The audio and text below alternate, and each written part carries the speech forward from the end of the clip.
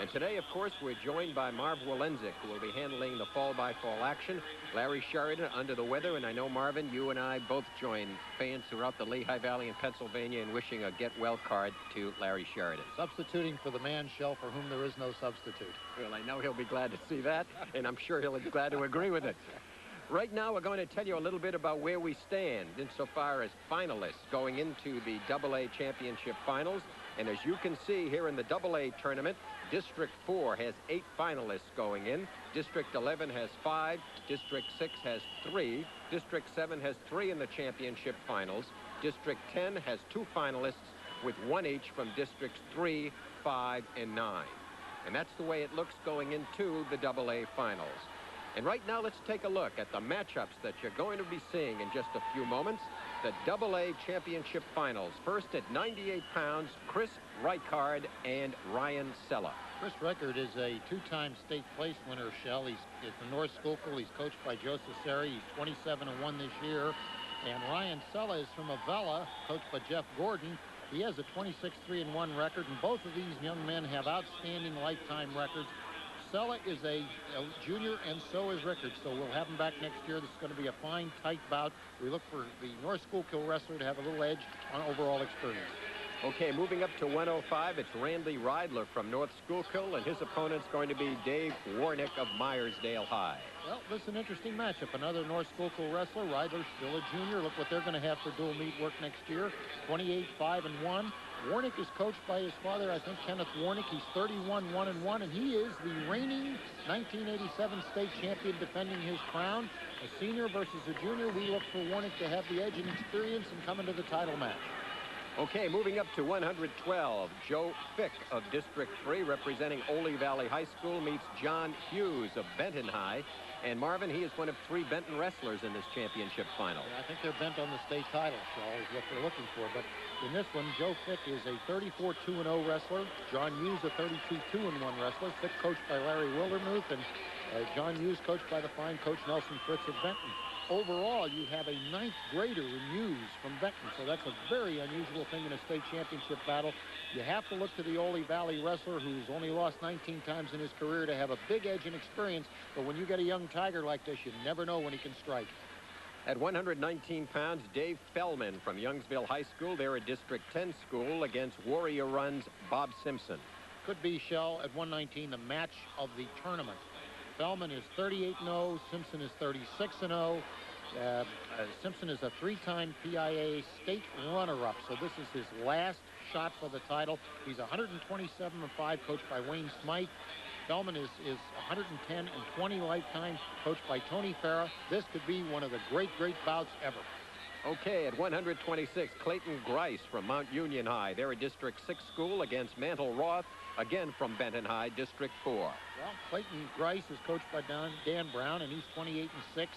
And Mantle Roth is 31-2 from Benton, and another Benton wrestler looking to put the trophy on his mantle. Okay, at 132 pounds, and here from Salisbury High School in the Lehigh Valley, Lee Tedora. And he, of course, District 11, a 35-0 record against Steve Budman of Hughesville High, District 4. You have the senior Tedora, coached by Glenn Shantz, and his father, I think Tedora's father, is the assistant coach at Salisbury. Tedora is a 3-time state place winner and a 1987 defending state champion. He's 35-0. Budman's a tough junior who coached by Fred Lyken, but I think in this case, the District 11 wrestler should have the edge, and we should be able to bring the title home to the Lehigh Valley.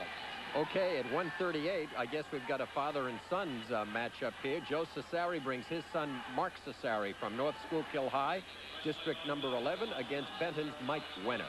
Mark Cesare, who's coached by Joe Cesare, as you said, Shell. His brother was a great wrestler. 99-6 over his lifetime, 2-time state place winner, but he has Wenner, a senior from Benton, who's 33-0-1. Cesare's 34-0. The Benton wrestler is a 132-7 lifetime wrestler, is a 4th place trophy winner and last year, and this 138-pound match, like the 119-pound match, is loaded with expectation. Okay, Marv, at 145, we've got a matchup of 2 seniors. Drew Pearman of Hickory High School, their District 10, against Troy Sunderland of Mount Union High, District 6. Contrasting styles here, Shell. Drew Perman from Hickory, coached by Carl Wambracher, is a boring-in, incessant offensive wrestler.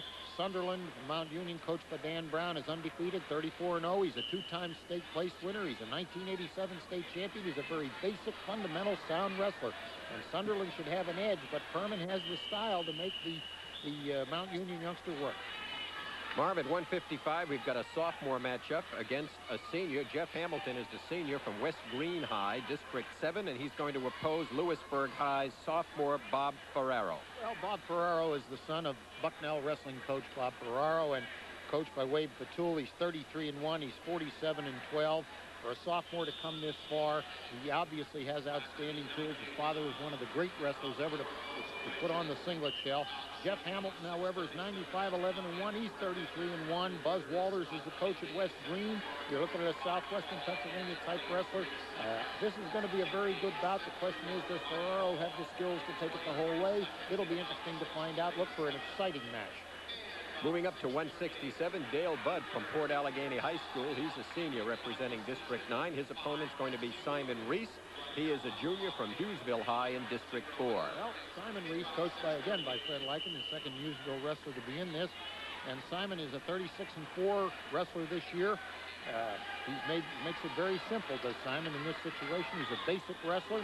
Bud is the senior. He's 31-1. I think in this case a slight edge to Bud because of the maneuverability he's shown and his excellent balance. But this again is a match, as all of these are, which could go either way. The mentality and the weariness and everything else that sets in will affect these matches.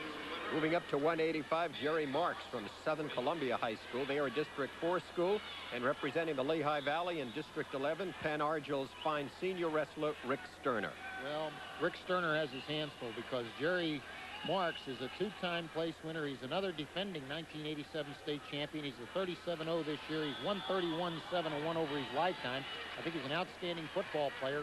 Jay McGinley is his coach in wrestling at Southern Columbia. Rick Sterner, however, is 32-3. He's only lost 19 times in his career. He's worked his way to this point, and I think he's a typical District 11 wrestler. He will go out there and battle with you, and Marks cannot take this lightly, or we'll have a new state champion. And finally, at heavyweight, Northgate High gets their fine wrestler, Nick Lafikas. He, of course, is a District 7 wrestler, a senior, against Joe Daubert, District 6, Chief Logan High School. Well, District 6, Chief Logan, the junior Daubert, coached by a veteran coach, Charlie Roselle. He's been here many times before. He's 25-1.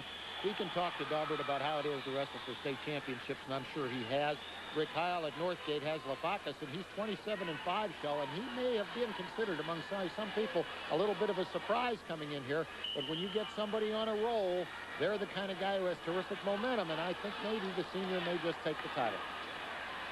Okay, those are the opening matchups today that we're going to be seeing in the Class AA championships that are going to be coming up in just a few moments.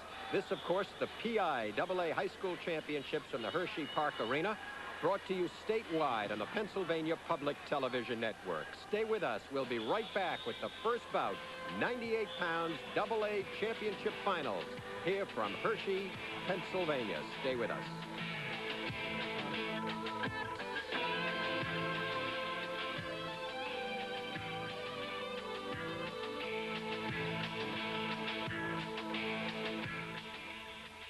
Tickets are going fast for Channel 44's Mark Russell show at Bucknell University. If you want to see political humorist Mark Russell in person, opening week at the Weiss Center for the Performing Arts in Lewisburg, write to this address. Reserve tickets available for the April 7th show only. Tickets are $12.50. Mark Russell at Bucknell University, a Channel 44 special event. You've discovered public television. This is Channel 44, WVIA-TV, Scranton, Wilkes-Barre, and Hazleton. We welcome you back to the Hershey Park Arena. This is Shel Siegel along with Marv Wilensik, all set to bring you all the fall-by-fall action. As we mentioned earlier, Larry Sheridan is ill back in the Lehigh Valley, unable to be with us. We wish you get well, Larry.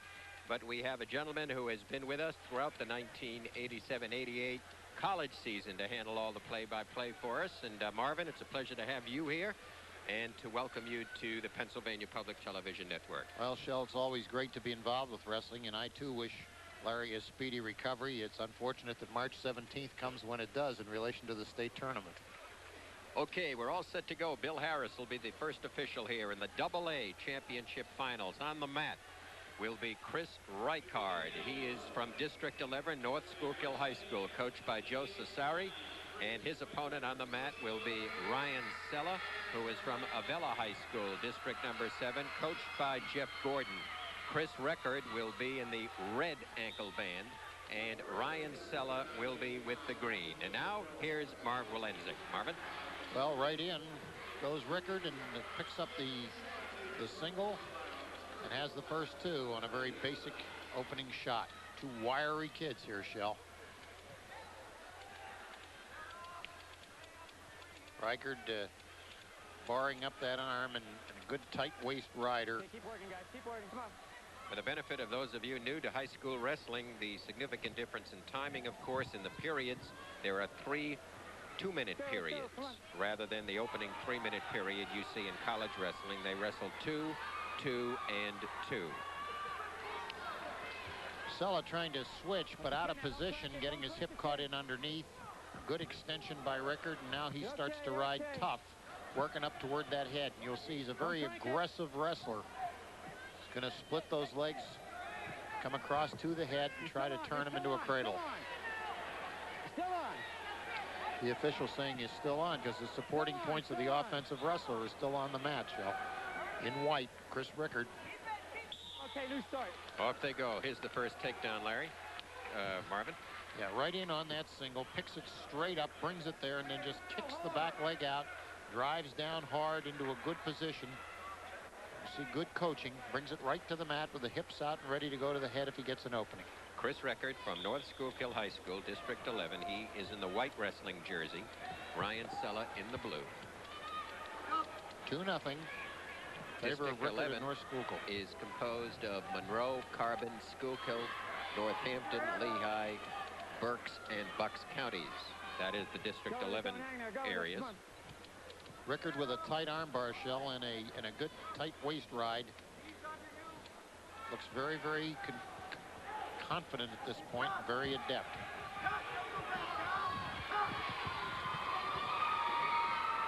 Looking to stack if he gets a chance. Swinging always in toward the position where he can leap to the head. Go, come on, let's go. 2-0 Shell in favor of the North Schuylkill wrestler Rickard as the period ends. Okay. And 2-0 lead for Chris Record. This is the AA Championship Finals of the Pennsylvania Interscholastic Athletic Association title. 2-0, gentlemen, 2-0, second period. That was Avella coach Jeff Gordon. On your screen, there was a deferral. Toss was won by Rickard, and he elected to defer, giving the initial choice to Sella. Sella took the bottom, trailing 2-0, and Rickard right back in, splitting those legs in a Navy move. Tight waist, bar arm, good wrist control. Go. On the season this year, Rickard has a 27-1 record. Ryan Sella is 26-3-1. And Record is, of course, a 2-time state place winner. Sella tries to move Shell when he does get an opportunity against this tight ride. Likes to move out parallel, swinging the leg through, looking for an elevator or a switch, but he's not going to get that opportunity with a guy who rides like this. There he sat through and went into the switch. Rickard right in on the leg. He'll be taking him to his back shortly, driving across him. There's the tight waist ride again. We remind you also, another major difference is riding time does not mean anything, although they do keep track of it. It does not count for anything. 2-1 lead for Chris Record. Down to the last 50 seconds. You think about that period. That riding time thing, Sheldon.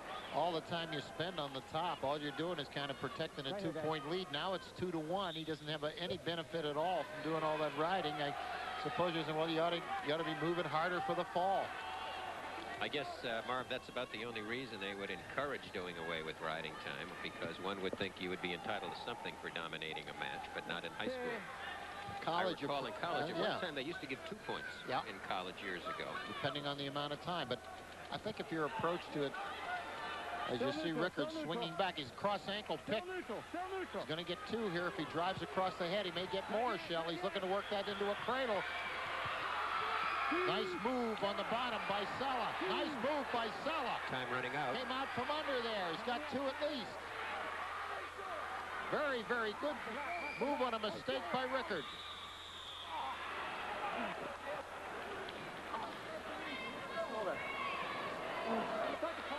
Injury clock underway, so on your right here you'll see it. There's Rickard in good position. Needs to extend his hips back and be patient as he had cross ankle pick. Now right there is where he's got to be patient, and Sella in a very nice move felt the balance, just turned him through and put him over. So it's 3-2 now. Bill Keene, who has been with us for a long time, of course he is the sports director of WLYC and WILQ radio in Williamsport. And Bill, of course, for many years has provided a lot of valuable data for us, and we appreciate he's back with us again. It reminds us that North Schuylkill, of course, still has an outside chance at the team title, but for them to win, all 3 of the North Schuylkill wrestlers must win in the finals, must win by a fall, and all 3 Benton wrestlers are going to have to lose, which is not a probable circumstance, but the possibility does exist. 4 seconds to go.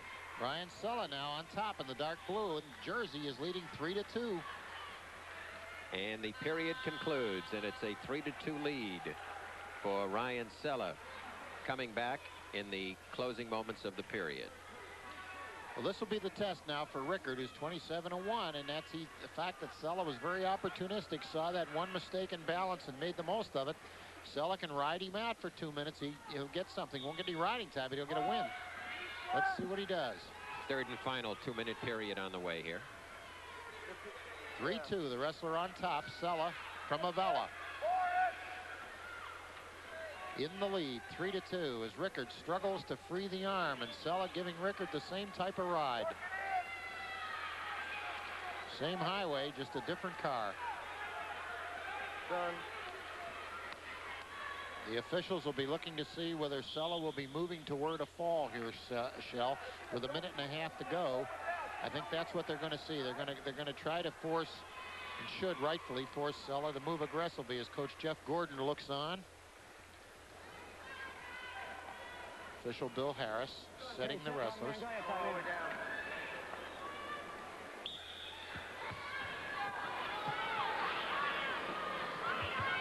Rickard looking to sit through into the switch.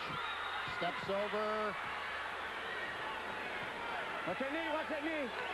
And he's got the 2. 4-3 now, Shell. Favor of Chris Rickard of North Schuylkill. 2, 3.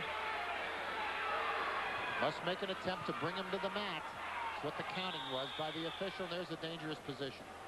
Is the reversal coming up, Marv? Okay, he sits out. Now he slides his hips nicely, gets right into the switch position. Sella trying to re-switch him. Doesn't get through. Didn't keep his control with his leg. Shove it away. Rickard just gets on top, spins right around, collects his money. Okay, we got 1 minute and 5 to go there. Unhappy coach for a moment there, Jeff Gordon. That was, I think, Joe Cesare who's just kind of shaking his head, that's saying, correct. how does all this happen? It's a 4-3 lead. 45 seconds, Shell, as Sella must get free. Let's see what they call you. That's a dangerous situation. 44 seconds to go here at 98 pounds. Tight match. Chris Rickard and Ryan Sella with Rickard up by 1. Getting close to warning Rickard about stalling now. You know, he's been riding him this way most of the bout, and he hasn't come up with the question of going for a fall. Sella turning in. Big moment in this bout at the 35-second mark, Shell. Sella stretching. Loses it. Rickard holds him. Rickard has to now move for the fall. Sella needs to get free. He needs 1 point to tie the match. He's trying as he sits through, turns. Rickard holding onto the leg, which he's entitled to do. And there's a stalling warning, Shell, on Chris Rickard of North Schuylkill, but there's 17 seconds to go. So Sella must really take advantage of the first move to force Rickard to come after him in order to take advantage of the stall. Stands up, takes the handoff. Rickard goes in on the leg. This is a balance test. He's out, Shell. He's got a point. This all matches tied up. With 8 seconds to go, it's tied up. And Ryan Sella of Avella really moving on Rickard. He's almost there. He's got it at the 1 second mark. At the 1 second mark, he scored 2 points. And Ryan Sella, as the officials confirm. And that's right. They're going to check. That might have come in the last second, and there's going to be a conference. Let's listen.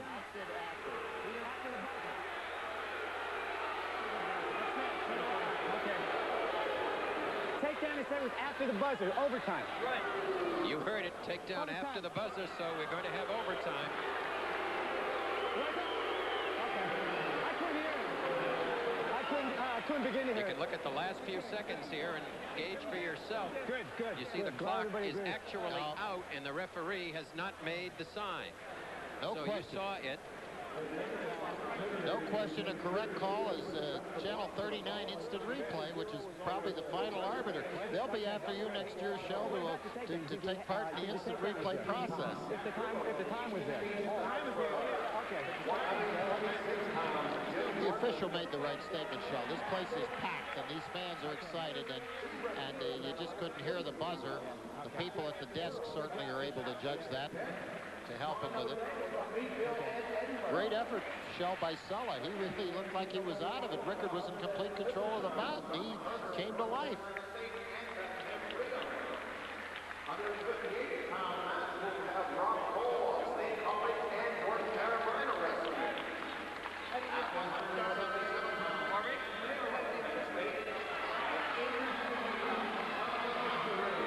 Okay, gentlemen, shake hands again. We're going to go 1-1-1. Good luck.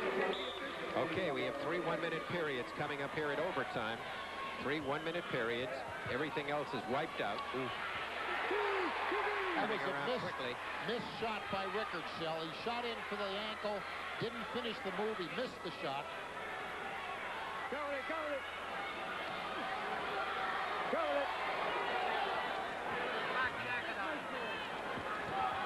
Came away with a nice takedown for Ryan Sella, who has clearly, from about the midpoint of this bout, when he scored some points, been a new wrestler.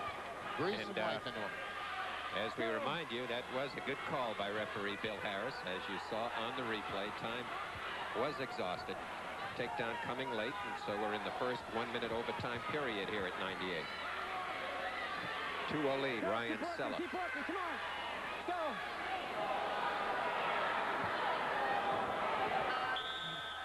Period ends, 2-0 lead. Okay, red choice. And you can see the takedown, the only points in the period. Just a missed shot, a nice alert reaction by Sella, the wrestler in blue. Second overtime period coming up, 1 minute. Ryan Sella of Avella High School, 26-3-1 on the season against Chris Rickard, North Schuylkill High School, coached by Joe Cesari, 27-1, and Sella leading here in the second period.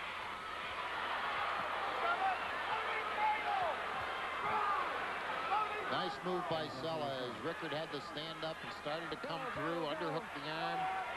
He went right through with it. Now he's got the legs split in the Navy bride position. He's going to try to turn him. Looking very aggressive. Here again, though, Shell, other than getting the stalling warning, forcing the stalling warning, you don't get any credit for the amount of time you ride. That's right.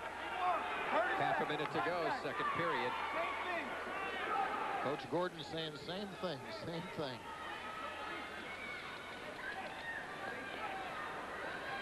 Rickard very much on the defensive here, Shell, at this point. He may need a burst of life, some mistake by Sella. Rickard has been warned, so that's the first stalling warning in the overtime. No, I got top man first. Got to be in the middle here. You're over here. That's a caution. Top man. Okay, you're set. Go ahead, top man. Half a minute to go here in the second period. Good snap back by Sella to hold that position. See your clock up on the top of your screen. That's the time remaining in the second overtime period here at 98 pounds. AA championship final. Sella's really working hard here. He's making Rickard feel every inch of his weight, and that's going to help across the board in the third period. Second overtime is history. Sella from Avella out in front by a score of 2-0. Third period on the way. 2-0. Sella can score. He'll be Sella from Avella, the most happy fella. You ready? Go ahead. Sella also gets out from the down position if he escapes here in the last minute. Rickard will really have his work cut out for him. He'll be down by 3. Pretty good job catching the leg as Rickard went to put it through. It's a little more patient with that and stays down with it and holds on to that leg. Joe Cesari. Okay, go ahead. And the assistant coach for North Schuylkill. District 7 is the counties in southwestern Pennsylvania surrounding Pittsburgh. That's the largest district in the WP. It's WPIAL. There it is. The snap. Now Rickard is very tired at this point. He's been worked over very hard by the aggressive Sella. Rickard trying to headlock there, but not really in very good position to do it. His back to him. Come on, keep working. Sella forcing it now. 30 seconds. So unless a miracle of a fall rears its head here, Ryan Sella will be the winner, and Chris Rickard will become a 3-time state place winner, but will not be a champion. 15 seconds to go here in the third overtime period. Bill Harris, the official on the mat. There you see him. Okay, we got 15 seconds, guys. 15.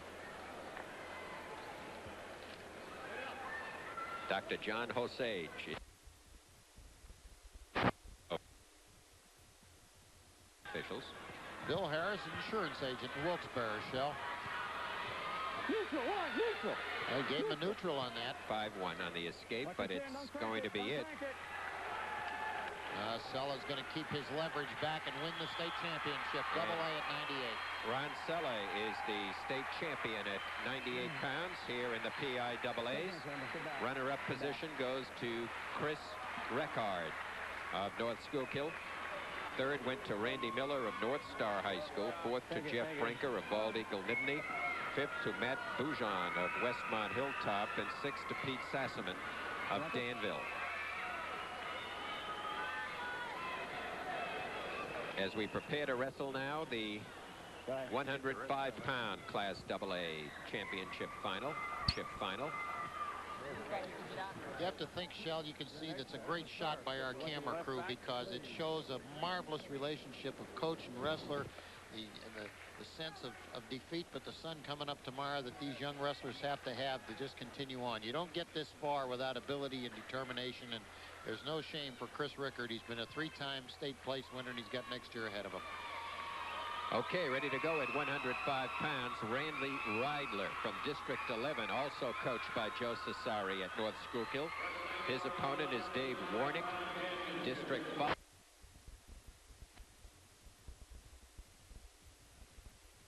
And David is 33-1, and Reidler is 28-5. Right in on that leg immediately is Reidler. I don't know if there's a wrestler in this tournament who comes from a smaller high school than Myersdale, Shell. That's in Somerset County, and it's a very, very small school. So this is a big moment for Warnick.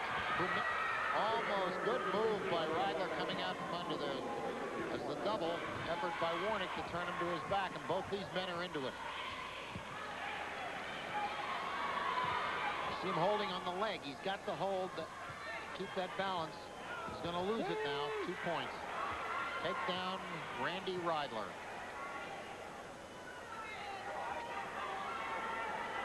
Reidler trying to work him back on the mat, Shell. He's got his supporting points on there. He's trying to bring him in because he's in a fairly decent cradle position. Got the hand over the head. If he can bring him back in, he might be able to turn him to his back, but that's it. I don't know. Maybe it's... I don't know, maybe it's me, but I think they're wearing the wrong ankle bands. Well, the wrestler in 103, black 63 seconds. is Dave Warnick. And he's wearing a red ankle there, band. son. So they've reversed And him he on should you. not have done that. Am I right? Yeah. Okay, Yeah. so Dave Warnick is the red wrestler. Randy Warnick is the green. Jim Horner is the official. He's the principal of the schools at Sail, Bethel Jim. Park, Pennsylvania. There's Coach Cesari along with his assistant. You're there. Okay.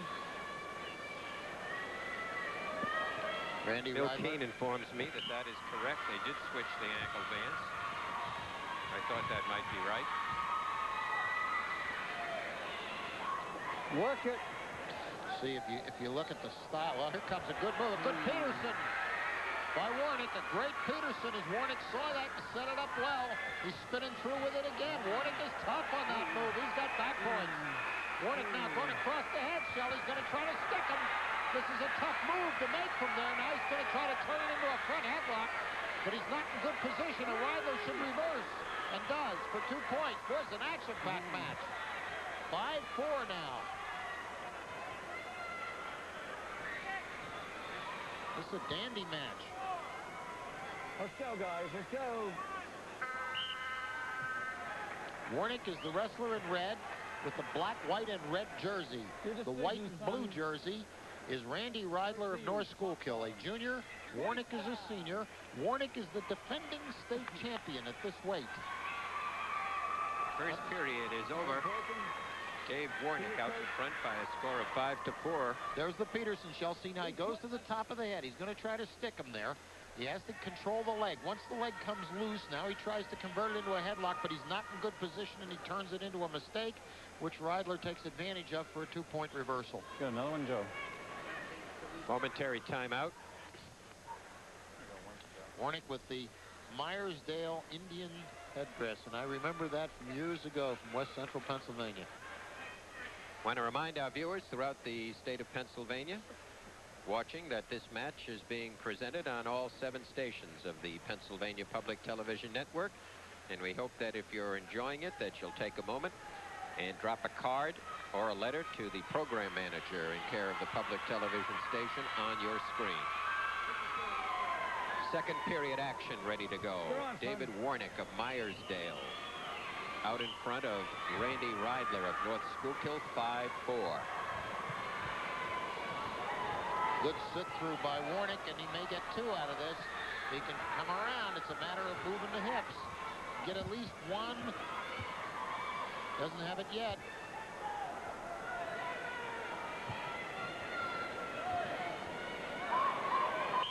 Even 1. Yeah. And with that victory, Marvin, at 98 pounds, Benton High School becomes the 6th different District 4 school to win the team title in the AA tournament.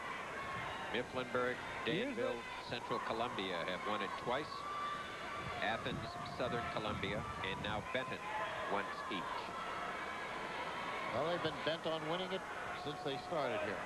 And the Benton wrestlers are yet to come up. There'll be 3 of them yet to go here at AA championships. Both men working very hard here. This is a fierce competition here. Warnick a champion, doesn't want to let it go. Reidler really a very aggressive, excellent wrestler. Warnick working through now. If he can turn him, Shell, what he's trying to do is just take him right to his back. He's going to try to just cradle him right over. He's got the 2. He's in that position. So see the hands are locked. The picture, good camera work. They show Warnick's hands locked, and that's what he's going to do. Sit through it. He's got him to his back. He's holding right onto that cradle. If anybody thinks that's easy to hold onto that cradle with somebody turning across on you, try it in your living room sometime with Mama. 10-4 lead for Dave Warnick of Myersdale. And we still got 20 seconds to go in the second period here at 105. Warnick holding onto the leg of Reidler. Right there, you're down, son.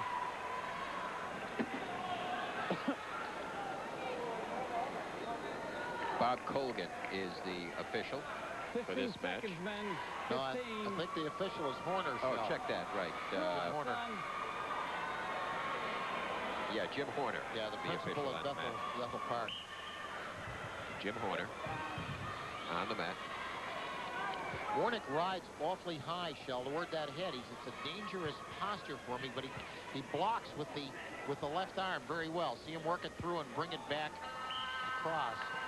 Second period over, and it's a long 10-4 lead for Dave Warnick.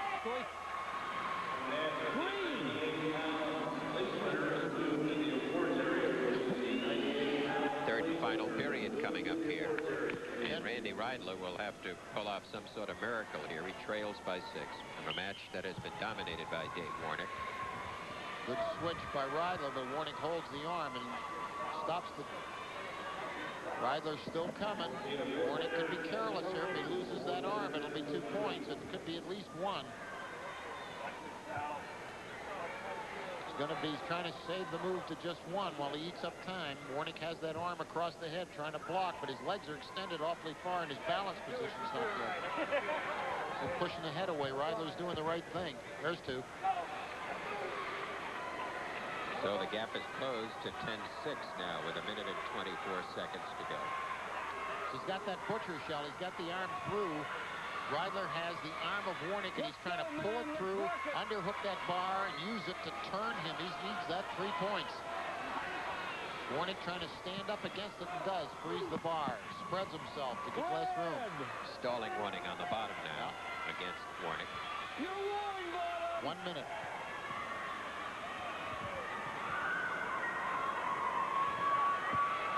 Reidler not having an awful lot of success. Now Warnick is out, picks up an escape point, and leads 11-6. Warnick has to be careful here because he's in a vulnerable position. Reidler has his head down under the mat and can come around here. Warnick lifts his hips to keep himself to get some leverage, and he's coming up now, working his way up. As Reidler makes the right move coming through, he's got to try to dump him there and take the points. Warnick has been warned for stalling. 20 seconds to go. 21 seconds to go, an 11-6 lead for Dave Warnick. Myersdale, he is the defending champion.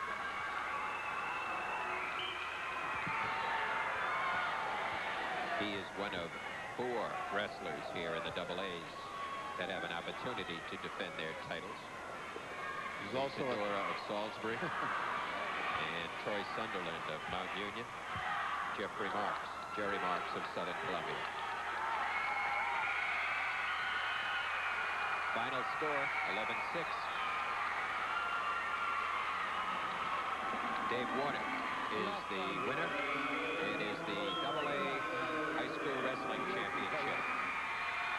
Winner at 105 pounds. Warnick defends his title successfully. And in just a moment, we will have the presentation of the awards at 98.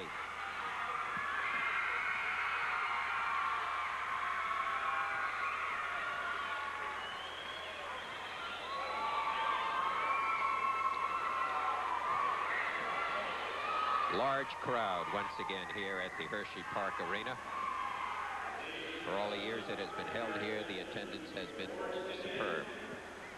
And I've always marveled at with the crowd here. They get into every match as long as there's any kind of excitement. It doesn't necessarily matter whether you're from the school or the district or what. They appreciate good wrestling. It's a pretty sophisticated crowd. 6th place winner is Pete Sassaman of Danville at 98 pounds. 5th place to Matt Boujon of Westmont Hilltop. 4th place goes to Bald Eagle Nittany wrestler Jeff Brinker. 3rd place to Randy Miller of North Star High School. The runner-up from North Schuylkill High School, Chris Rickard. And the 1988 PIAA 98-pound champion from Avella High School in District 7 is Ron Sella.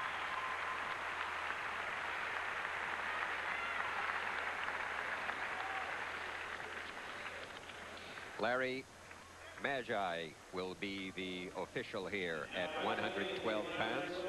Joe Fick from Ole Valley High School, District 3. He is a senior Wrestling the only freshman in this AA tournament, John Hughes from Benton High School. He is District 4. Yeah, Larry Magi is an appropriate guy to officiate. He's a Pennsylvania State policeman. Vic is in blue. Actually, he's got the red ankle bands. And he is, in fact, the red wrestler here. And going in deep on the leg is Joe Hughes, John Hughes, to start the match. The ninth grader scores the takedown and takes a 2-0 lead. Let's go, son. Let's go, son. I haven't seen him wrestle, of course, but this year. But the ability of a ninth grader to get to this point in this kind of a tournament, you have to say this young man is a marvel. 33-2-1. Face that direction. He's meeting a wrestler. Joe Fick has won 104 matches in his career and has lost 19. Okay, you set. Top man, hold tight. Okay, advantage top man. position to John Hughes, but again, we remind you that riding time is of no significance in high school championship matches. What's that? I'd like somebody to show me a ninth grader who's stronger than this guy in this America. Neutral one. Larry Magi, M-A-G-G-I, is the official on the mat. Good Larry hit. Guno and Bob Welty are the mat judges. Vic, after getting that point, now moves aggressively to the head. In the center, both up. In the center, men.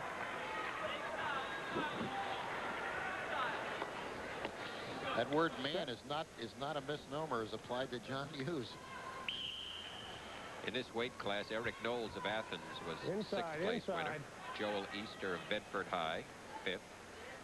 Tim Tanner of Lampeter Strasburg was 4th. Kyle Cheza of Hickory was 3rd.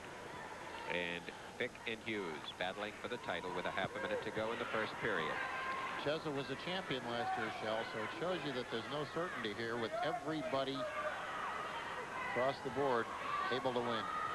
Good move in and a good whizzer by the Joe mat again.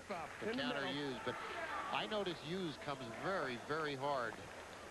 As you see the Larry Wildermuth, the Ole Valley coach, encouraging the senior Vic to take charge here after being hit with an early takedown. There's an underhook. Inside, man, inside. Pull on the arm, turning, looking to dump him. A little lateral drop here. Off the mat. Period concludes, and it's a 2-1 lead for John Hughes, the freshman green from choice. Benton. Green defers to red. Big Red crowd choice. once again Red at takes the down. Hershey Park Arena. Deferral by Hughes. Nelson Fritz on the screen. He, of course, coaching this young Benton wrestler. Okay, don't worry.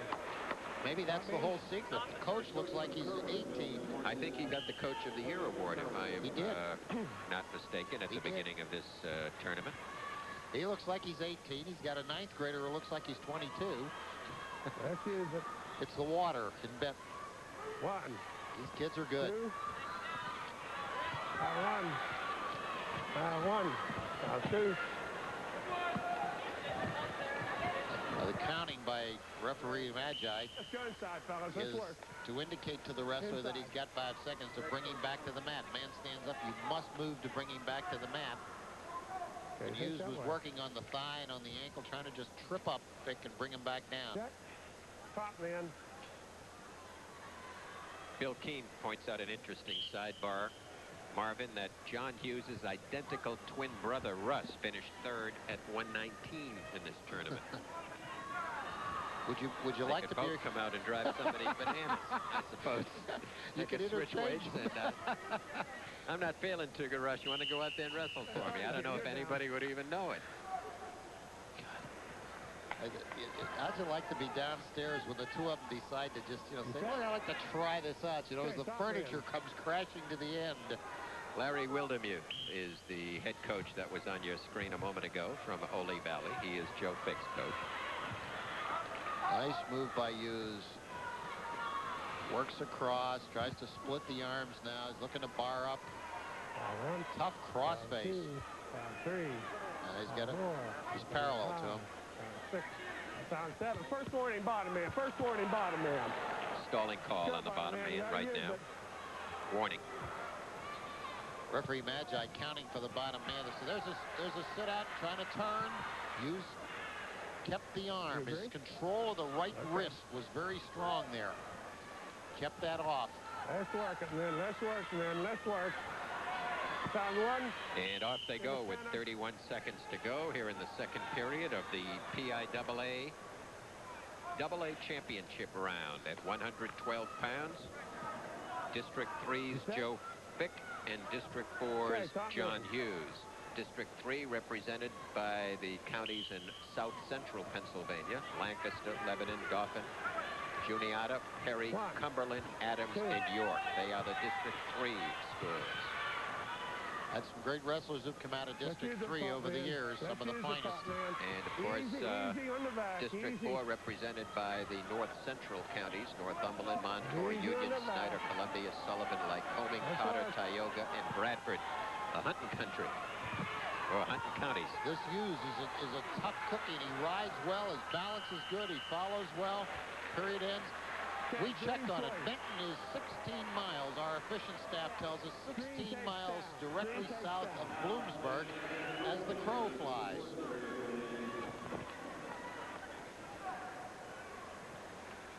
And it's 2-1 right now for the Benton orange and black-clad wrestler, 9th grader John Hughes. Okay, set. Third and final period here, and it's a tight match. John Hughes, a freshman. There aren't too many freshmen who have become PIAA champions and had a shot at doing it 4 years in a row. 2 of them were who? Well, we'll ask Sandy Snyder. Sandy, you know who those people are. Who are some of those four-timers? We know. We just want to see if John knows. 2-1 lead, and the leg's going in now for Fick. He's going to try that approach. Well, we know some that's won a few. I mean, Jack Kubo won a few. Bobby Weaver. Let's go in the center. It's an interesting couple of fair country wrestlers from eastern Pennsylvania. Couple of fair country wrestlers. See if Fick tries to go with the legs again, whether Hughes understands countering those legs. There you see Mike Lieberman, and as many of you may or may not know, Mike Lieberman was inducted into the 1988 Hall of Fame prior to the AA match this evening. Attended Allentown Central Catholic High School, Blair Academy, and of course at Lehigh University. He won 2 EIW weight titles and placed in the NCAA championships twice. And then of course he was the 177-pound titleist for 1 year. And Michael still resides in Allentown, and we're pleased that he was welcomed in as a member of the Hall of Fame, along with Charlie Bartlett, the former great Saucon Valley High School wrestling coach. So 2 Lehigh Valley young men inducted into the Hall of Fame.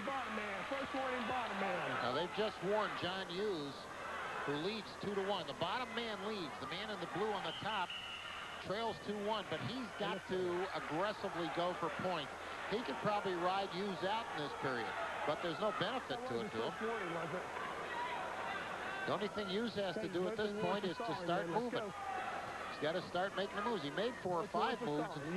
And if he does get out, then of course the takedown for the tie becomes mandatory, and that's just what he has in mind. But I don't know if he's out yet. He's not. Tough move to the mat, but that isn't going to help Fick. Stunned and Hughes. I think Hughes may be shaken up by going down to the mat.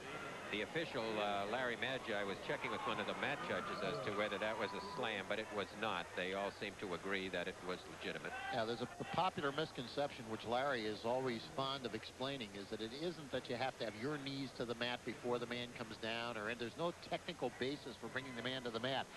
It is the method in the judgment of the officials whether or not you have overdone bringing him to the mat illegally, thus slamming him, or with disregard to him, or with an intent to injure. If in the judgment of the officials that's the case, it's different. Plainly Hughes is up again and ready to go. He's gotten a little rest, and I think you'll see him come firing across right now. He's leading in the match by a score of 2-1. The freshman with an opportunity. Okay, you set? Fick, if he doesn't get it now, should let him up. Because he's not going to turn him. He's tried to Turk him once. He's worked on the legs with him. He just isn't able to hit this. This kid is too strong just to turn from a basic position. See Hughes coming around now. He's got that little energy burst, and he's seen a weakness coming up over the head. Fick's hanging on, but he's behind. He's got to let him go. He's got to get out of there. Now it's a takedown contest. 8 seconds, 7. 3-1 lead for John Hughes. That's over. And he is.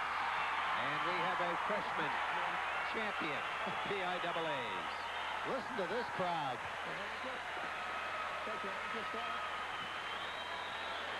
And so the team champions, Benton High School, they are already the team titleists. Just add some frosting to the cake with a 3-1 victory by John Hughes over Joe Fick of Ole Valley.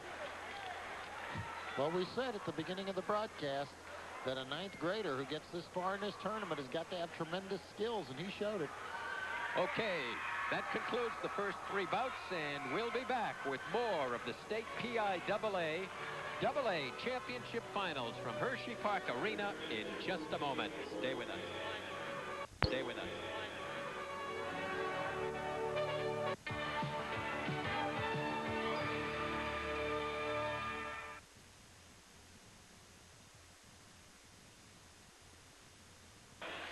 We welcome you back to the Hershey Park Arena here in Hershey, Pennsylvania. Shel Siegel along with Marv Wilensik. Today filling in for Larry Sheridan, bringing you all the fall-by-fall action as the trophies are being presented at 105. 6th place to Bob Hawkins of Hanover. 5th to Brian McMillan of Westmont Hilltop. 4th to Sean Hussick of Tussey Mountain.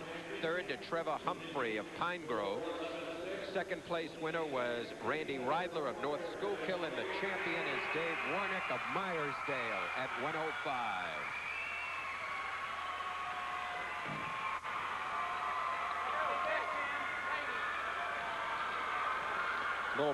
Little mouse under the eye to go with that championship for Warnick.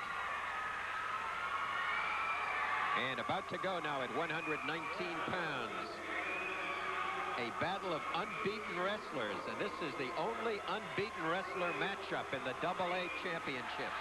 Dave Fellman of Youngsville, District 10, 38-0. Bob Simpson of Warrior Run, District 4, 36-0. Now this is the one we said would be dynamite. Simpson in the blue.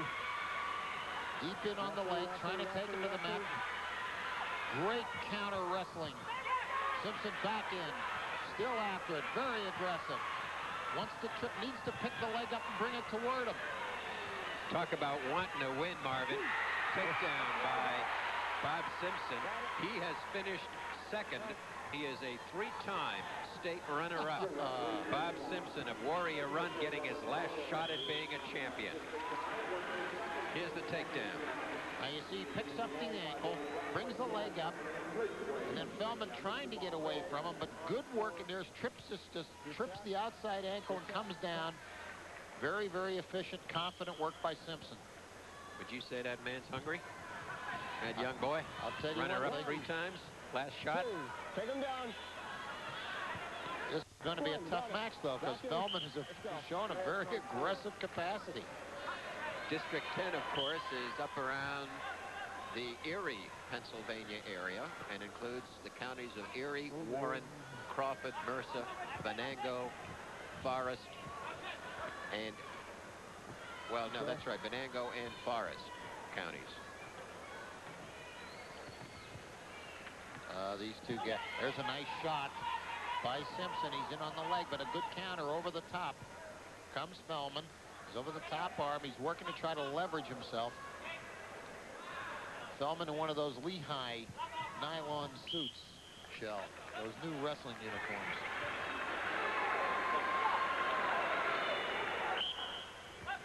That was Coach Wayne Smythe, Warrior Run coach. 127 lifetime victories for Bob Simpson in the blue wrestling uniform. Work it, work it. in 110 victories career. For the other senior, Dave Feldman, in the red. Benton High School, the champions already here in the AA. North Schuylkill has just about wrapped up, I believe, the number 2 slot. Oh, how about that? He just snapped the head and spun around. Neither of these wrestlers are wasting any time going at each other. They're not out there to tie up and dance. Here comes the takedown. Now you see Feldman move in. He just swings around. A half shot by Simpson, and Feldman saw it coming and just blocked the head and spun right around him. Second period. There you see Tom Muir, the tournament director on the left. Former great Lehigh University wrestler, Dr. John Hosage, the officials director for the referees, to Tom's left. 3-3. Match all tied up, 3-3 right now. A minute and 45 seconds, and this is the second period. Wrestler in red is Dave Feldman of Youngville, and blue, the Warrior Run wrestler Bob Simpson. This kind of match, you kind of feel you don't want either of these young men to lose. Well, they're wrestling like neither of them wants to lose. As even as it can be, tied at 3 as the second period shows a minute and a half to go. Buzzsaw action. They're at it. Attack, attack, attack, which is great to see in young wrestlers. Simpson likes to go to that knee, pull the head, and then shoot for the opposite leg. Comes right up. He has nice leverage. Feldman likes to work tall.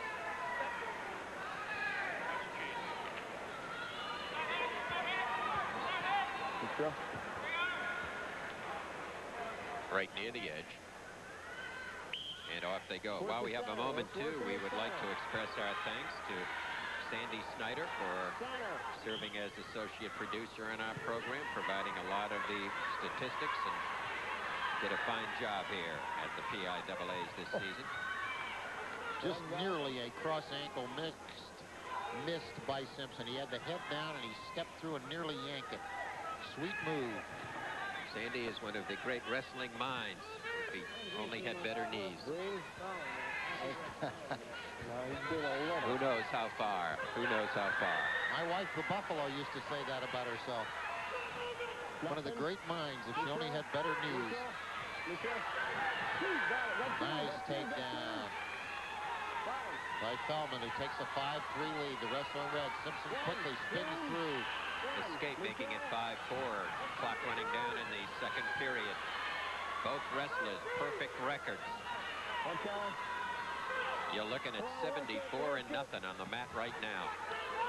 Attempt to pop the shoulder and duck through. Countered by Simpson. Now Simpson in for 2, and maybe more. And it's a bell. Did he get it in time? We may have to look at the clock and that again on replay, because it happened right at the buzzer. They're going to check this. I think they must check it because it was so close.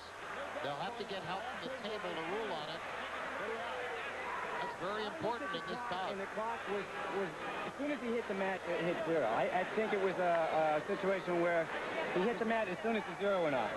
Yeah, okay, what's the table have? You got 2 on the takedown. What's the table have? I couldn't hear anything. You feel it was after the buzzer.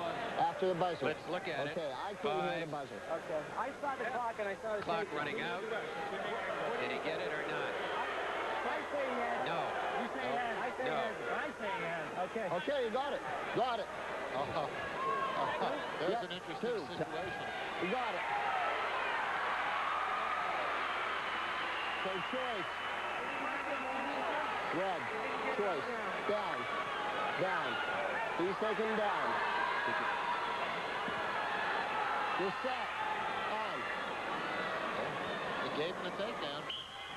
So there's 6-5. It'll be Very, very close. He was on the way. Split seconds. 6-5 lead. Blue. Okay, one neutral. Johnny Hughes out front in the green. Third and final period. It's a great match. This is what high school wrestling is all about. Two fellas who want to win, attacking and attacking. Check. No takedown yet. You know, it's amazing, Marv. You know, you can wrestle for 6 minutes, and then it sometimes comes down to the last quarter second. as they go off with 1:22 to go in the third period. There's no Joe question. Fick is out in front, 8-6. Yeah, no question, no matter how that takedown went, the match did tie itself up in the third period. So that as far as that's concerned, both men still clearly have the same chance to win. And right now, Feldman from Youngsville is up 8-6 on top, and now it's 8-7.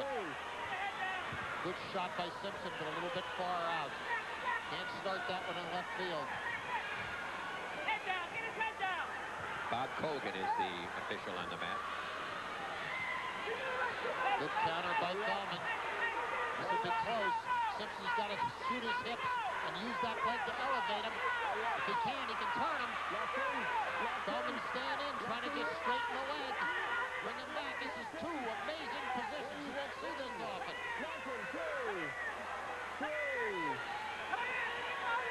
Simpson may lose something here if he doesn't.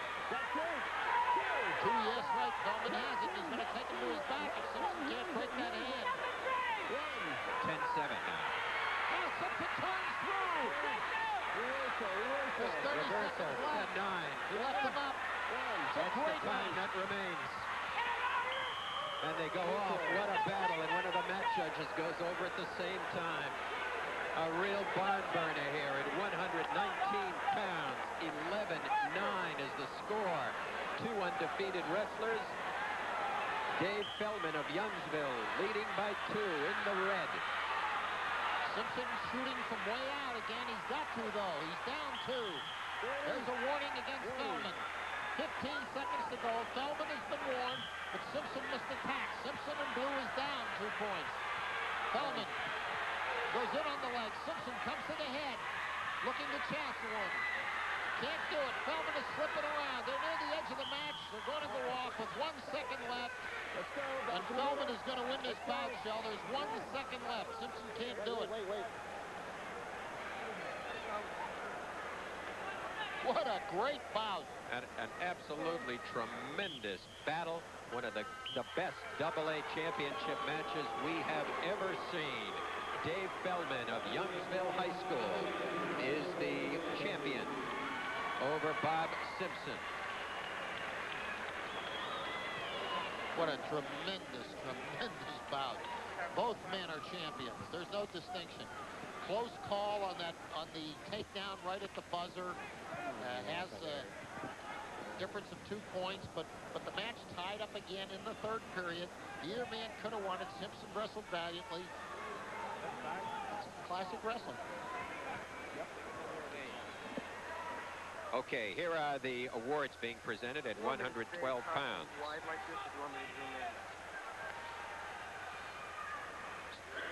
Sixth place winner is Eric Knowles of Athens High School, District 4. Fifth place to Joel Easter of Bedford High, District 5. Fourth place, Tim Tanner from Lampeter Strasburg, District 3. Third place, Carl Cheza from Hickory, District 10. Second place to Joe Fick of Ole Valley, District 3, and the EIWA champion, AA class from Benton High School, District 4, freshman, the only freshman in the match, John Hughes. Interesting thing about the last bout is that I wonder. Oh, there it is. There's the shot by Simpson right near the edge. Good work by Feldman. He comes under the arm. They got off, and that was the one where the official got knocked down. That was at about the 20-second mark. The interesting thing about Simpson, is the sad thing, he is one of the few wrestlers who's been a runner-up 4 times. Kind of reminds you of the Jim Fair against Mike Caruso in all the 4 years when he wrestled for Michigan, and Mike Caruso Excellent analogy. wrestled, I believe, 3 times. Mike Caruso defeated him, and each time he got a little closer. Well, this is Mantle Raw. of Benton High School on the mat. Clayton Grice of Mount Union on the mat. Grice from Mount Union is representing District 6. He's a senior. Mandel Roth in the green from Benton High School is a District 4 wrestler. Nelson Fritz will be on the other side. You take a look at Dan Brown there and his coaching staff from Mount Union. I think I remember Dan Brown as a college wrestler, and he was very good.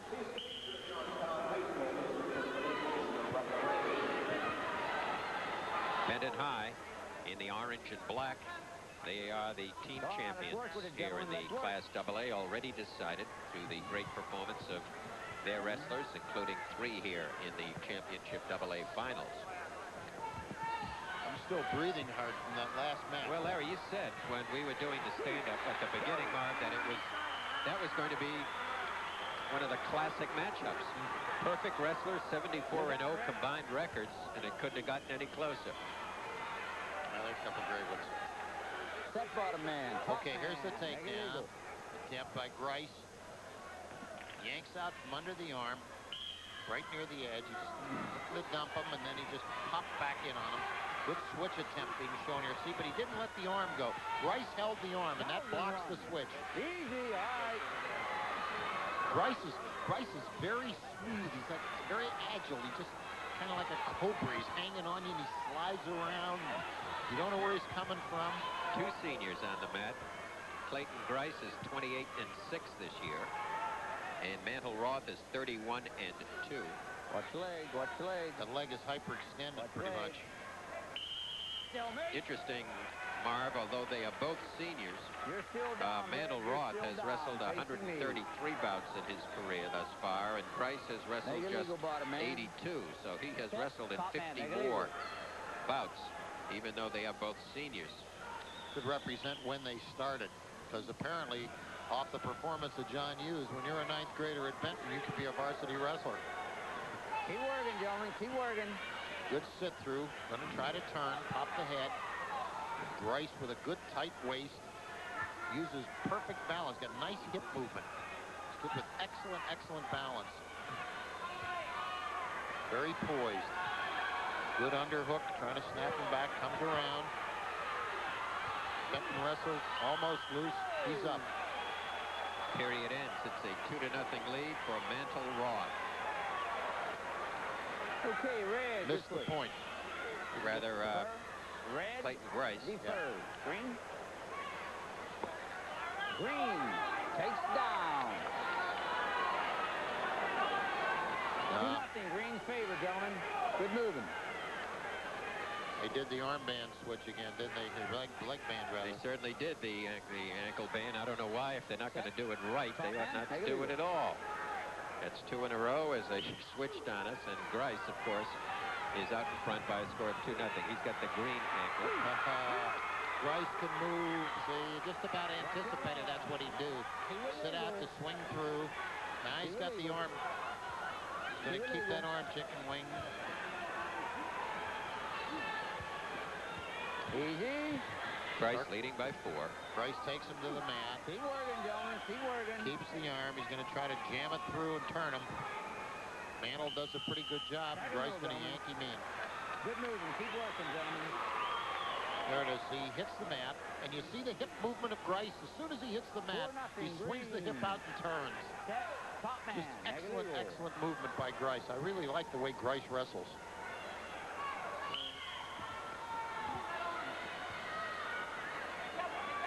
Two Mount Union wrestlers here in the AA Championships. Troy Sunderland coming up soon at 145 is the other. And as we mentioned earlier, Mantle Roth is one of 3 Benton wrestlers. Mike Wenner yet to come. See, Grice does a good job on the sit-out because he puts the double underhook in and he pulls him toward him. There's a good turn coming across. Kurt Davis is the official doing the counting. Grice has that arm. He doesn't have a lot of position, though. He was looking to Turk. Roth may be able to get some money here if he can come clean. Gets his head, gets the arm off, and comes through.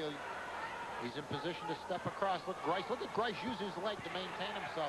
But Roth looking for the Peterson. He's got it. He's got the Peterson. But he lost the arm. Now he's trying to control it. Now he's got it back. But Grice is clever. He's not going to turn his back. He turned through and brought the arm up around. Now he's reaching in to reverse Roth. He's looking to turn him right at the edge of the mat, and he did. Right at the edge of the mat, but not before Grice picks up 2 more to lead in the match by a score of 6-2. Grice is a day's work. When you come to wrestle Clayton Grice, you had better be prepared to go to work. Set bottom, man. Now you'll see the Peterson. But Grice doesn't leave, but most wrestlers do when they get Peterson. They just leave their back there. They're trying to stretch through and swing away from it. Grice, hip up, back up right away, swung through. Well-coached wrestler. Very well-coached wrestler. Grice in on the leg. A lot of activity from Roth. He knows the time is short. Nice move, no. Grice holds it right there. And the period concludes, and it's a 6-2 lead for Clayton Grice of Mount Union High School, District 6. Your choice. District 6 Central Counties. Red. Face down. Composed of Clinton, Clearfield Center, Jefferson, Clarion, Indiana, Cambria, Blair, Huntington, and Mifflin counties in District 6. Okay, third period, gentlemen. Referee is Kurt Davis, who is a teacher at Johnstown High School in Cambria County. And if my sainted mother at 88 is listening in and watching, Shell, I'd like to say hello to her in her home in northern Cambria County. God love her. Third and final period here. AA High School Wrestling Championships on the Pennsylvania Public Television Network from the Hershey Park Arena. WLVT Channel 39 in the Lehigh Valley, originating the telecast for the 9th consecutive season for the member stations of the Pennsylvania Public TV Network. Nice move by Roth. He picked the timing on when to swing out off that sit-out perfectly. That's the first time he's made that work for him today, and it's 6-3 with 1 minute and 25 seconds to go. Let's go. My mother hears me say her age, Shell. I think I'm in trouble now. Let's mix it up. Let's mix it up. Back in the middle. Hold up. 6-3 now.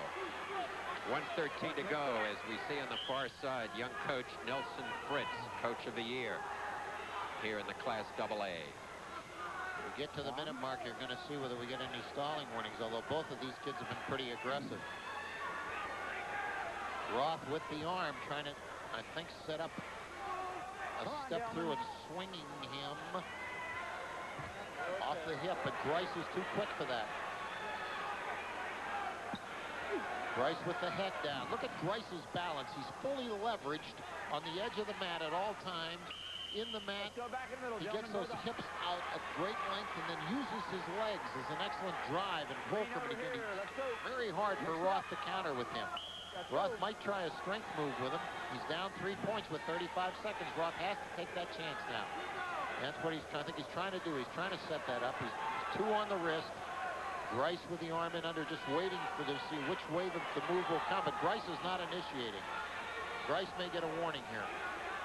He's not initiating. There he initiated. Bang. 1 second. Ducked under, dropped in on the leg, took him to the mat. 8-3 now with 10 seconds to go. Try for that Peterson again, but see what Grice, look at Grice. How many kids can do that? He's stretched out completely, and he won't let him take him to his back. So Clayton Grice becomes the PIAA champion at 126 pounds from Mount Union, defeating Mantle Roth of Benton High School.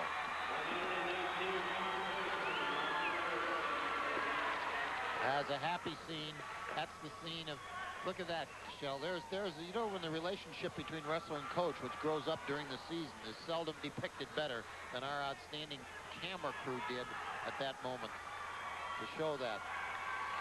Spend a lot of time together wrestling with the young man, and your feelings grow together. To win a state championship in a highly emotional moment is a tremendous sense of accomplishment.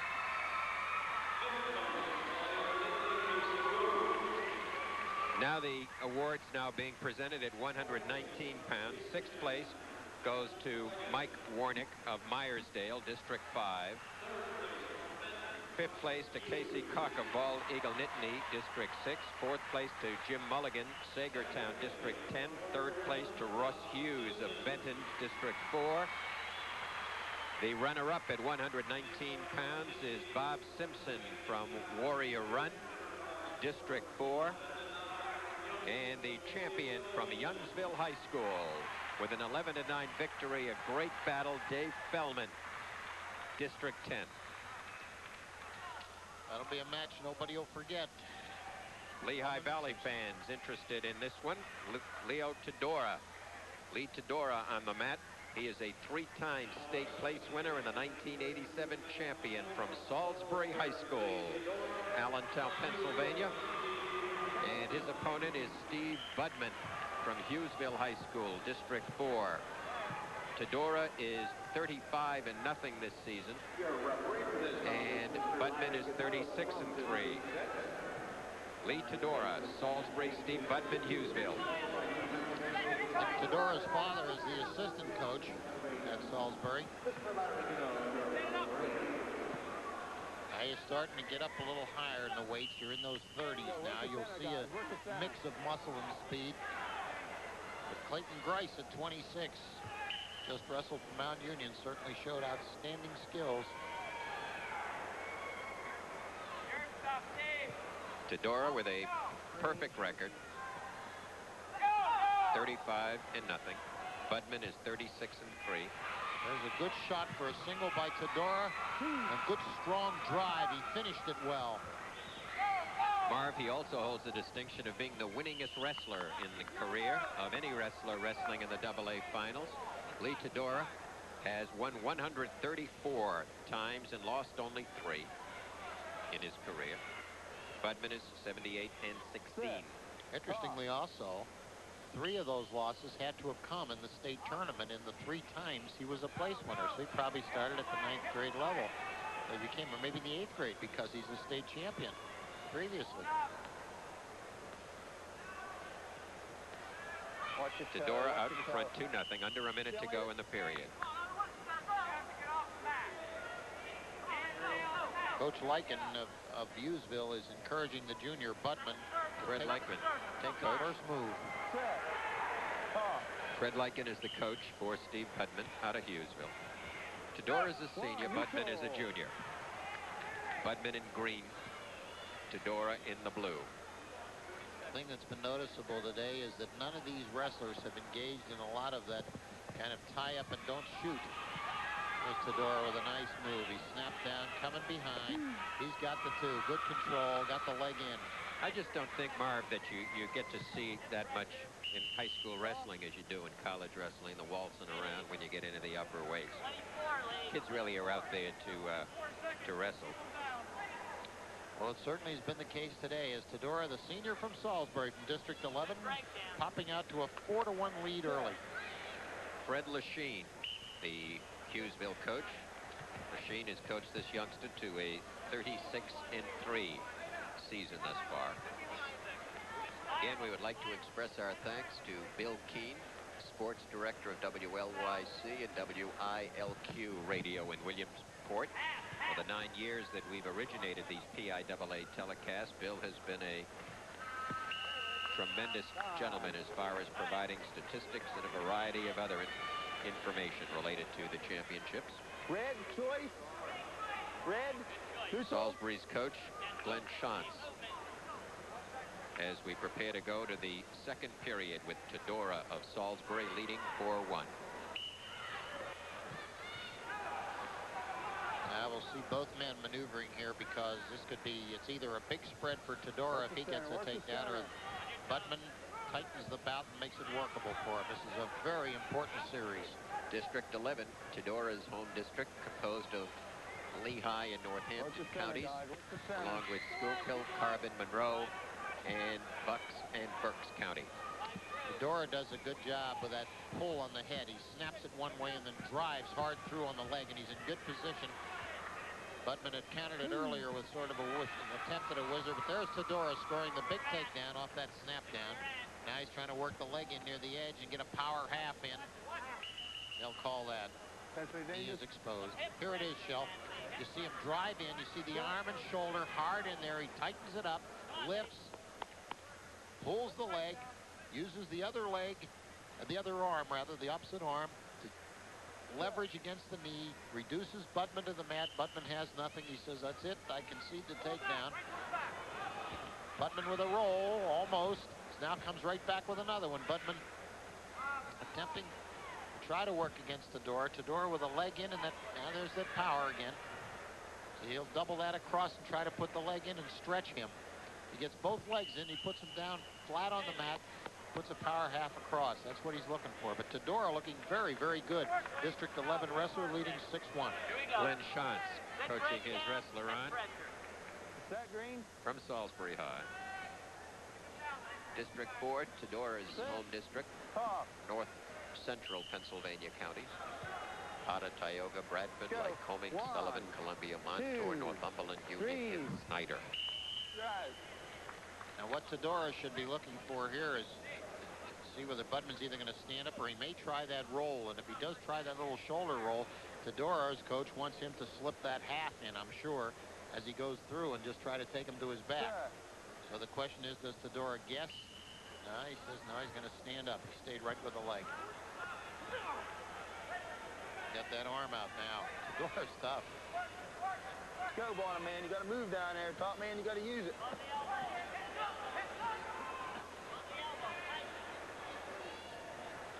Classic Pennsylvania accents with the official Boardamentop. 20 seconds to go here in the second period. Lee Todora out in front, 6-1. See, Shelley, the fans will notice he's got the power half cross, the hand through the neck with the locked with the wrist Down. locked by the other hand.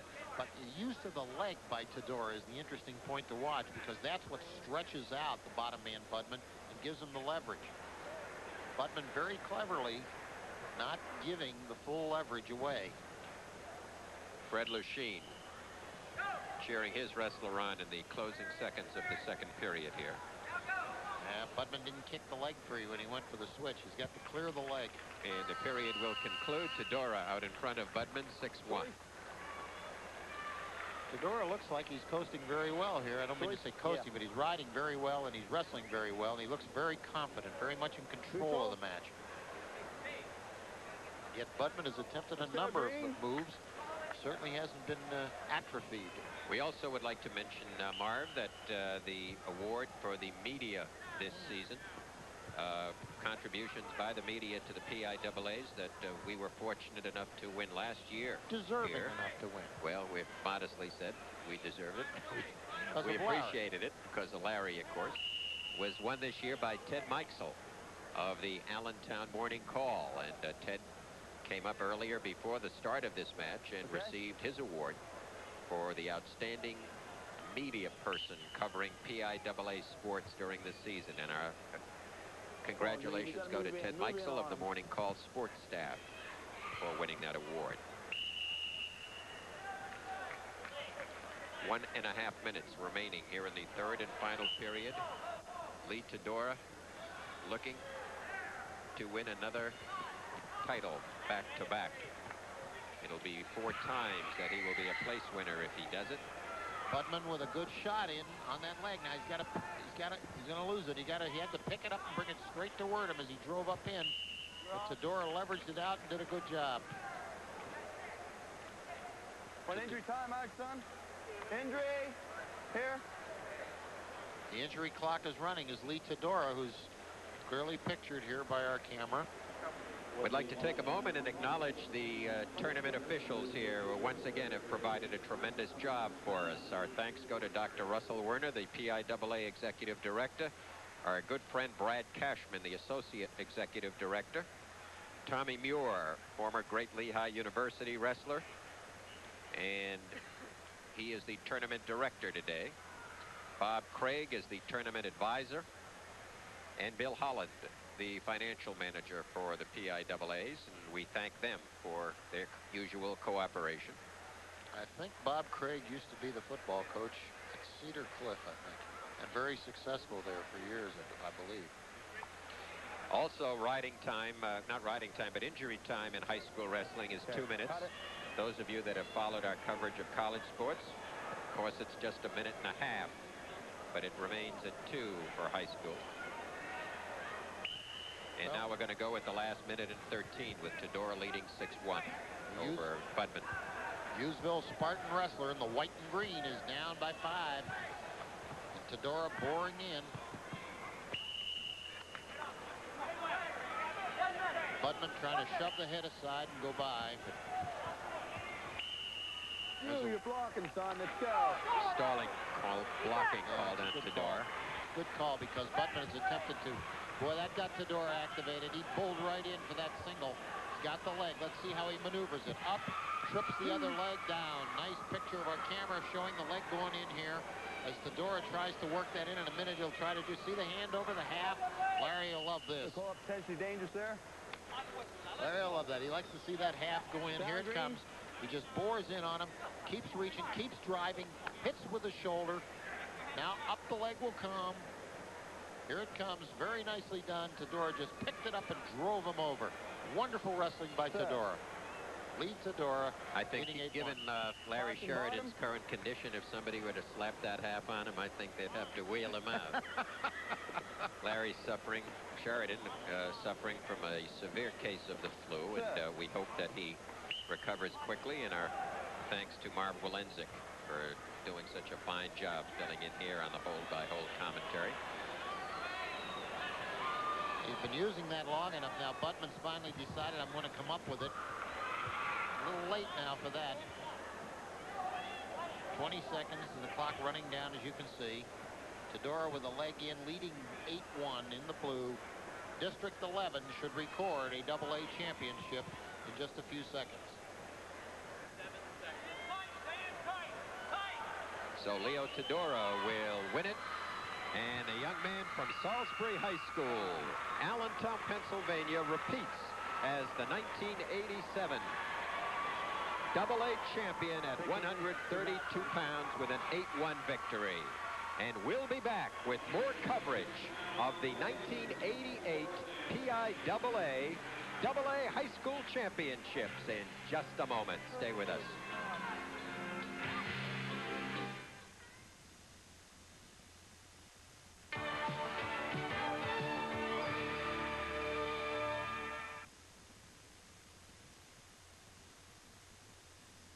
Possible through an underwriting grant from the Pennsylvania Public Television Network.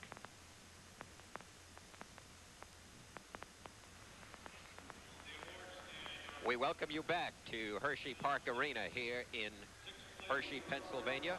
Shel Siegel, along with Marv Walenzik, filling in for Larry Sheridan on the hold-by-hold action, where the awards are being presented at 126 pounds. 6th place to Jeff Whitwer of Garden Spot High School, District 3. 5th to Mike Lehman of Pine Grove, District 11. 4th place to Eric Bowser of Richland, District 6. 3rd place to Scott Durr of Northwestern Lehigh. 2nd place, District 11. 2nd place to Mantle Roth of Benton High School, District 4, and the PIAA champion, Clayton Grice from Mount Union High School. As his little towel says jogger on there. As we prepare to wrestle 132 pounds, having just concluded the Tedora Budman bout, now at 138, it's Mark Cesari of North Schofield High School and his opponent, Mike Wenner of Benton High. Cesari is 34-0 perfect. Mike Wenner 34-0-1. And Cesari is a 2-time state place winner. And Wenner from Benton was in 4th place last year in this weight class. Now, this is an interesting matchup because except for one tie the winner has had, there's again would be 2 undefeated wrestlers. And they reversed the ankle bands again. But the wrestler in white is Cesari, whose father is the coach. The mat official is Terry Deal, who's the athletic director and a teacher at Bedford High School in Bedford County. One of the loveliest spots in Pennsylvania. Come on, come on. Wenner kind of a bulldogging wrestler. He moves from side to side well, keeps a flat, wide stance, looking to control, looks like he has great strength confidence. But Cesare, whose brother was a great wrestler, Joe Cesare, For takedown. he's been here before. Incidentally, Bill Keane reminds us that this is the last year that there are going to be 12 weight classes in high school wrestling. Next year there will be 13 in this championship tournament, and they are going to start at 103 instead of 98. Significant change in the number of weight classes. It'd be nice to see those fellows not have to cut to below 100 pounds, although there's a couple of them I don't think have to. Here's the takedown. Cesare, quick dive in on the single high, swings the leg over, gives himself good leverage, and then just pulls. Didn't have much of a pull to do it. And Wenner went to the mat. So Cesare in the white and blue leading Wenner of Benton in the black and orange. You've seen that black and orange on this mat quite a bit today. This is the third time. Wenner trying to be the winner. There's Coach Cesare. I would suspect from the looks of things that's another Cesare sitting next to him.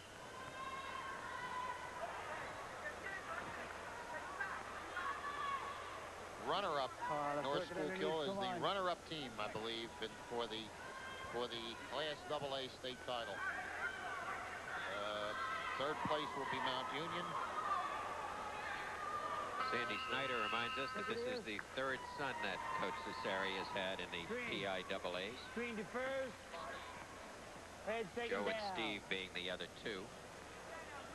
All wonderful young men. I thought, I can't remember. Joe is wrestling in college, but I can't remember where. But I know he's moved on to wrestle in college. Cesare. We sound like we know what we're doing, but if Sandy ever drops his headset, we're going to be in very deep trouble here. Well, you keep in touch with him out in that truck because he's liable to come Well, up he's the one that's beforehand. made Larry Sheridan look so smart over the last 20 seasons. It's going to be tough to handle that. You've started something when you talked about that. Put it in. Larry is one of the 5 great living American wrestling experts with flu today.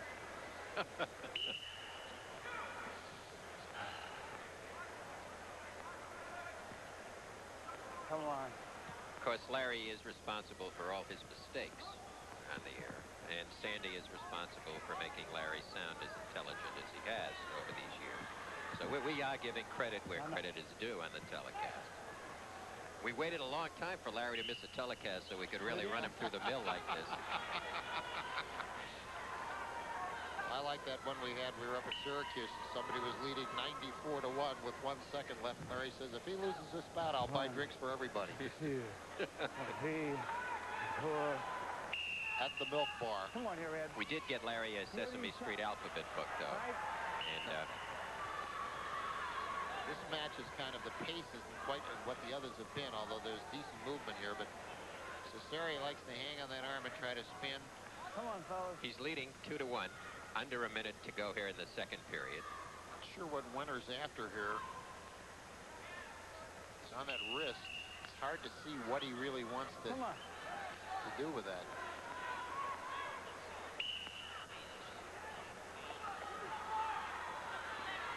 Shot by Cesare in on the leg again. Trying to trap it. Good stretch by Wenner. He knows if he gives this up, he's down 4-1. He leverages out, pulls on the wrist. You can see him taking that wrist. He's going to get that free. Cesare trying to step through, and Wenner fought it off. Come on. Put it in the middle. Put it in the middle. Going off now with 21 seconds to go. Still a 2-1 lead for Mark Cesare over Mike Wenner. Mark is, of course, from District 11 and Wenner from District 4. Interestingly enough, Mark is looking for career victory number 100 here. Mike Wenner has already won 132 in his career. See, Benton can't be a large school in terms of student population. You get these fine young wrestlers, as used, for instance, a 9th grader. And I would suspect the number of bouts they've wrestled, they get these kids into that varsity program as early as their abilities permit. Okay, get it set. All right, Tom, here we go.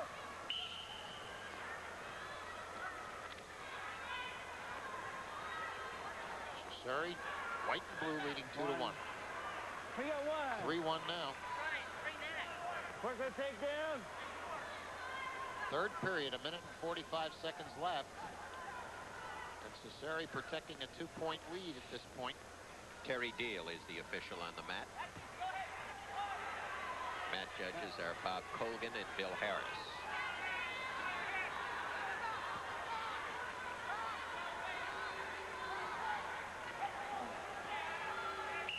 You got stalemate. Let's put them up. Working in the middle. The caution of working in the middle has been applied 100 times. But it's very difficult to stay in that small circle. There's Cesare with a nice spin, but Winter picked it up right near the edge. Winter trying to run at him. 1 minute and 5 to go. Winter has to be a little cuter. Setting that up. He's got to pull that arm toward him more tightly and then go if he intends to take down a wrestler like Cesare. Cesare hang on that. If you've wondered the difference between AA and AAA, in order to be a AAA school, you need 306 boys in grades 9, 10, and 11. If you have 305 or less, you are AA. However, you can move up. You can elect to wrestle AAA, but you can't move down the other way. Following the stalling warning, as you're fond of saying, Shell, immediately Cesare leaped in, made the best move he's made to get this single, and he's really in charge of it near the edge of the mat. And Winter has either got to go off the mat to get a fresh start or lose, because there's only 25 seconds left, and Cesare really trying to pull him in. You got stalemate. Let's put it back in here. Gotta work in the middle. Ready? 20 seconds left. Cesare in white and blue leading 3-1 over Mike Winter of Benton. Winter trying to stiff the pace up. Got Cesare's head. Cesare countering it. Holding onto the arm. We're gonna put it up. We got stalemate. You are looking at a coach going to be one happy man in about 2 minutes, and he wins it for his team. A victory for Mark Cesare by a score of 3-1. And he is the state champion at 138 pounds over Mike Winter of Benton High School. Yeah, you heard at the end Coach Joe Cesare saying dump him, dump him. He was in position to do it, but Mark was clever, recognized he was in good shape and stayed right there and did a good job. And here comes a match coming up here at 145, which could prove very interesting, because Troy Sunderland is a 2-time place winner and defending state champion at 34-0. But Drew Perman from Hickory is an interesting wrestler. He's improved every year. Well, here's the presentations. Okay, we'll get back to those in a moment. This is the place winners at 132 pounds in AA. Flag Irving of Milton Hershey takes the 6th. Jim Bowser of Richland, District 6, takes the 5th position.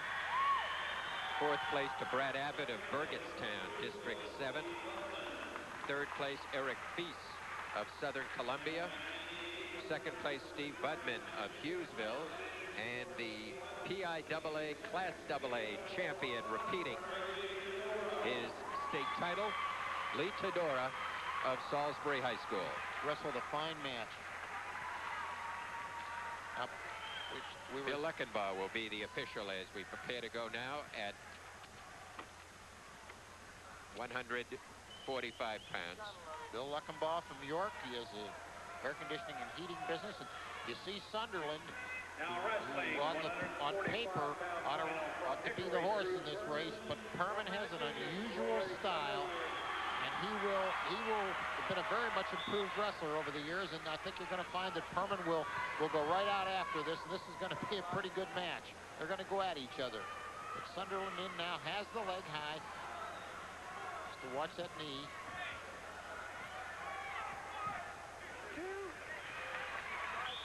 All right, now Troy Sunderland has the red band on. So the record is almost undefeated today of switching the ankle bands. Sunderland is on top. He's got that little yellow stripe. Perman in the solid black breaks free. Pretty good job taking the wrist away. Notice that Sunderland will cut the mat area off. He's a mean cookie, but a boxer, they say, cuts the ring off. He maneuvers his feet so that he tries to limit the amount of the mat that's involved. He doesn't want to give his opponent much room to work with him. Feels he's stronger than Perman. You can see that. He feels a confidence and physical strength. Perman trying to get settled in and see what kind of approach he's going to take. Kind of a half shot, and that's the wrong thing to do with a guy like Sunderland, because if you make that half shot and don't get it, he'll take you down, and that's what he's in the process of trying to do right now. Troy Sunderland. Here's a guy that's no Trojan horse. Come on, let's go. One, neutral. 4-2 now.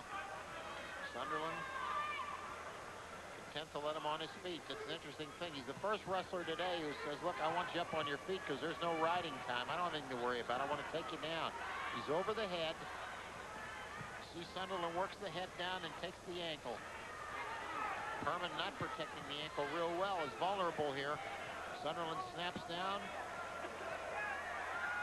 Working to stretch him out. Perman catches Sunderland's knee, and they're just kind of in a difficult position. Perman trying to stretch out now. This is step through, and look at the strength that Sunderland has. There's two.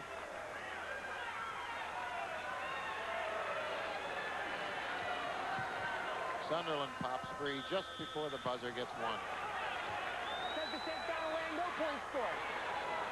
No point score. It shouldn't have been. I didn't think so that there was a takedown there. Did it? Did they? Oh, they've done it now. They've taken the 2 points away. So that takes the takedown away and the neutral away. Reverses the score back to 4-2. I was wondering about that call. Standing. Hold it.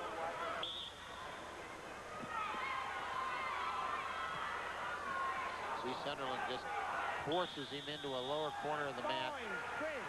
Perman has to recognize that Sunderland's going to never quit buzzing in on him. Now Perman's into his style. He's up under the arm, trying to protect his ankle. But Sunderland is probably one of the toughest wrestlers in this tournament. Come on, let's go. Coached by Dan Brown. He's 88-3. The defending champion. He's a real good wrestler. And he's out front by a score of 4-2 over Drew Perman.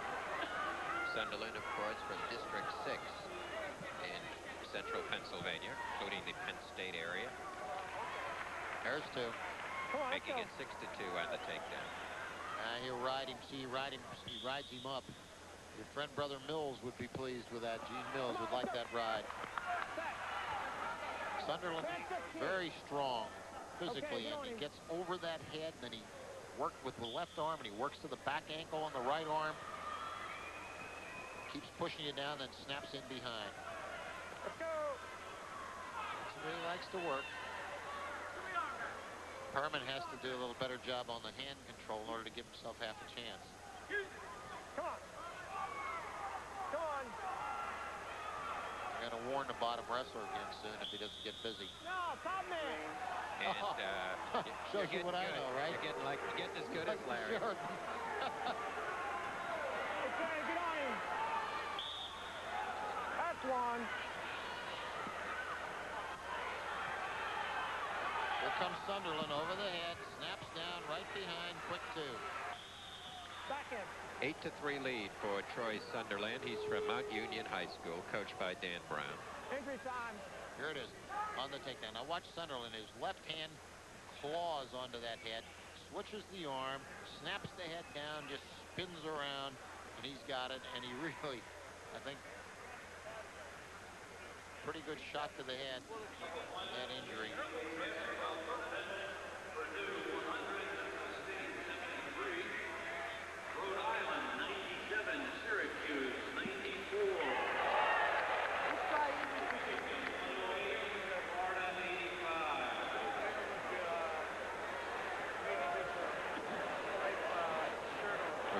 you we've got injury time that can only total 2 minutes.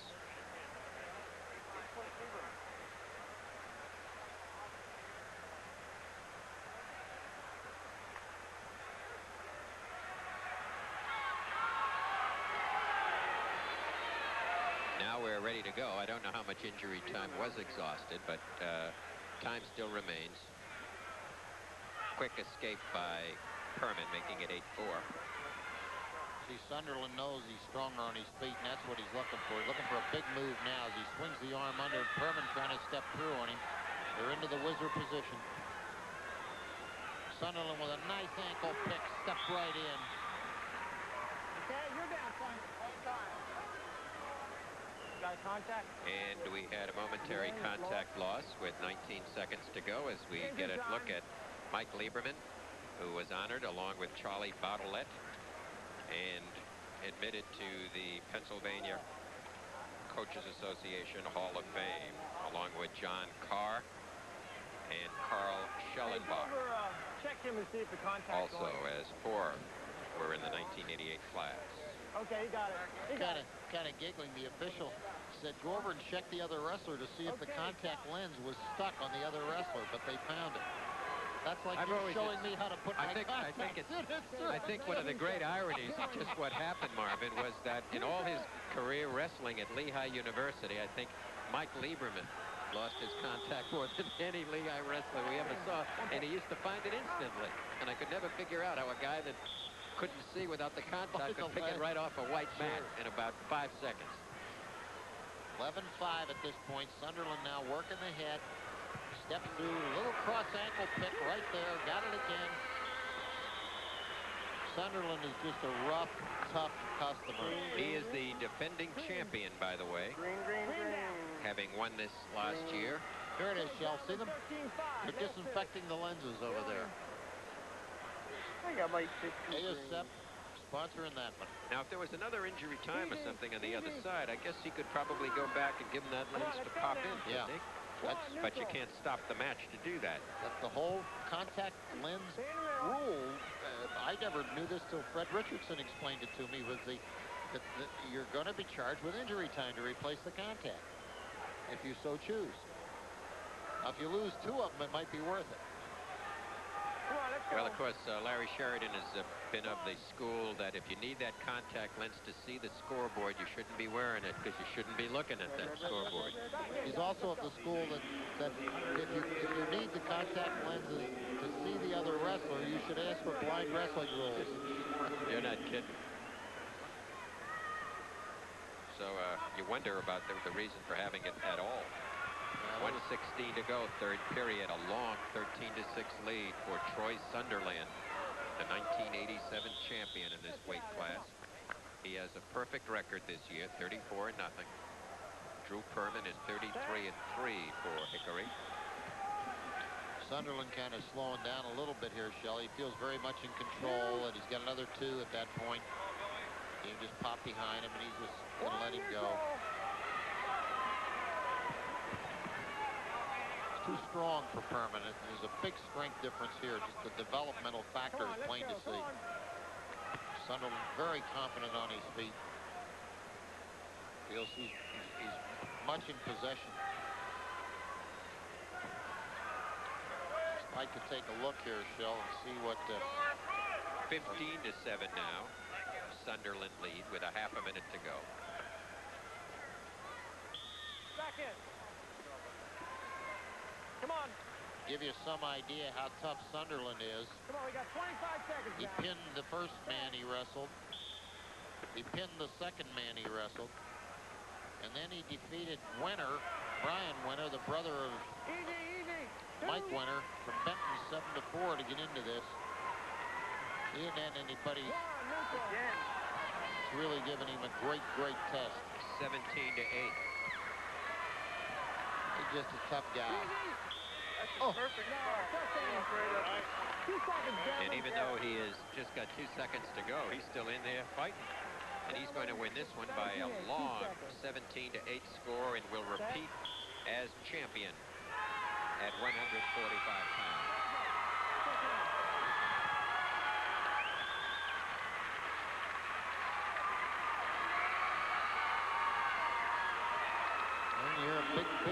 people up for Troy Sunderland. Those District 6 people are real wrestling fans. They love it. Awards now going to be presented at 138 pounds. Sixth place, Mark Praise from Cambridge Springs, District 10. Fifth place at 138. Chad Kime of Line Mountain High School, District 4. Fourth place, Kurt Ernest of Kishacoquillas, District 6. Kishacoquillas. I was closer than I thought, folks. Mike Rochester of Kennett High, District 1. Second place to Mike Wenner of Benton. And the champion is Mark Cesari from North Schuylkill High School. And the District 11. Spartan cheering section very much up alive. I'll tell you, Larry, Marv, you know what's particularly nice about that 138 was to see a young man from District 1 placing as high as he did. Yeah. From Kennett High School in District 1, which is composed of Bucks, Montgomery, Delaware, Chester counties. Took a third there. AA is not the great depository of strength for District 1. The high schools are very, very big, and the real wrestling strength is in the AAA group there. You'll see that when we do the AAAs, but it is nice, those small high schools, to get a young man here. And Bob Ferraro. Bob Ferraro of Lewisburg High School and Jeff Hamilton of West Green High School on the mat. Jeff Hamilton right in on top of him for the takedown. Hamilton, a senior, Ferraro a sophomore, so a lot of experience difference. Right back. There's Jeff Hamilton coming in. He's got the leg. You'll see him driving on it, spinning toward the mat. Ferraro just can't sustain himself against a very hard single.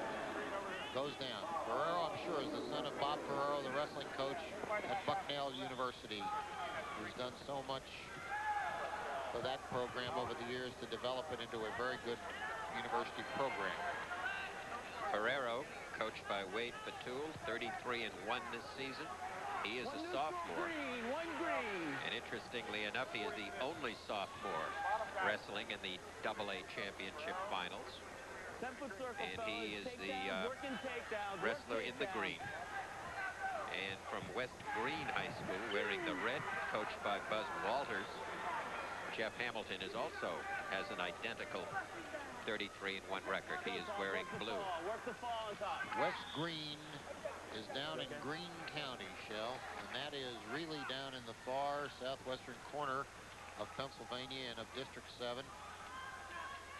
I can remember Glenn Toothman, who I think is a judge there now, once saying, we got two things in Greene County. He said, we got sheep and goats, and then we got great people to tend them. Stop, man.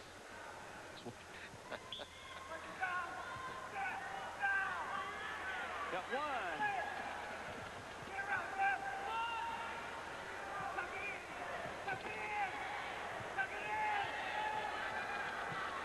Ferraro working nicely to try to counter that over the top, trailing 4-1.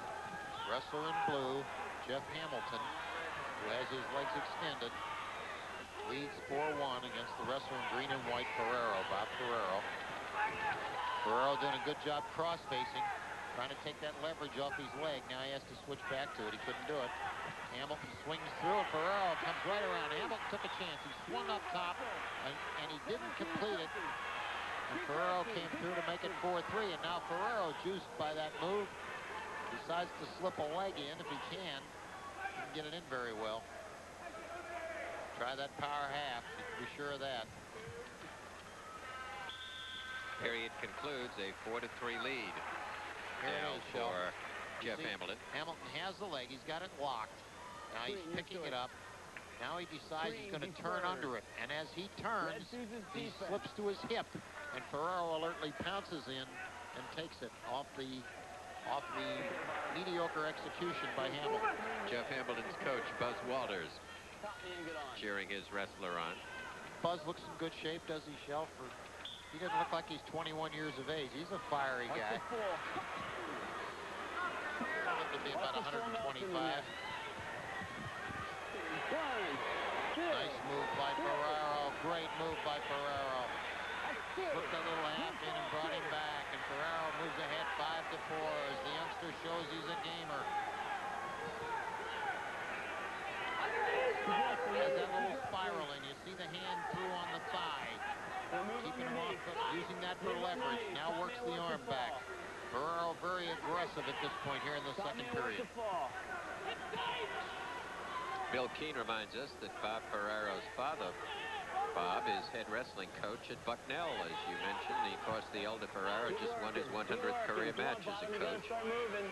Lewisburg, incidentally, this year did not win a duel. And Bobby's only loss in the semifinals of the District 4 Southern Sectional Tournament occurred. He did finish third, went to the districts because third-place finishers were taken for the first time this year. Larry Sheridan's going to love this move. Larry Sheridan's going to love this move. An old-time bar and half. And watch this move by Hamilton as he turned through on the half and put Ferraro to his back. A great move by Hamilton, coming right out of the heart of danger and rising up. This is a very exciting match. Really looked like they were absolutely double tied up there. I mean, it would look like it's going to go the other way, and it was just turned right around 180 degrees. Keep working, fellas. Keep wrestling. 7-6. Ferraro on the bottom, and Green leads. Now it'll be 8-6 as he comes out. Ferraro leading 8-6 with 10 seconds. Here's the clock. Shoots on a single. Hamilton whizzers. Ferraro picking it high. Watch another beat the clock situation. There's the two. It's interesting, but all year long in the college wrestling events, I don't think we had. Here it comes. Here's the half. See, got the arm bar. Here's the half. He puts him through. Now he starts to lose his balance, and Hamilton turns through and turns it on him. But it was a great move by Hamilton because he kept swinging through with the half. So it's 10-6 now as they put points up on the board. I think it was near fall and reversal, made it 10-6. There's still 2 minutes left. I was going to say to you that all year in the college matches, how many times did we have as many close calls as they've had right at the buzzer with today? That's right. That's right in the last quarter second. And one of them nearly decided about early on.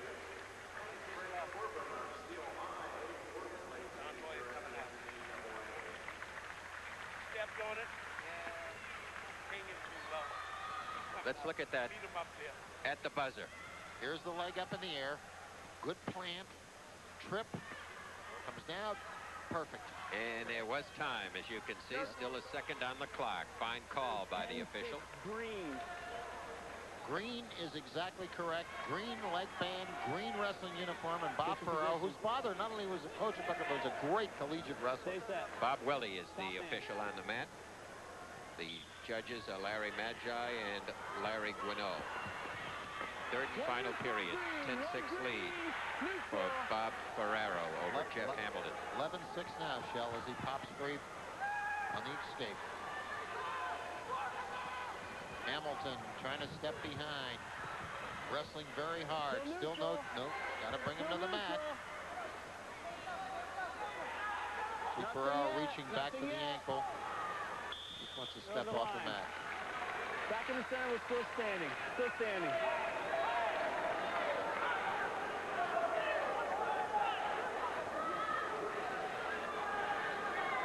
Minute and a half. Ready?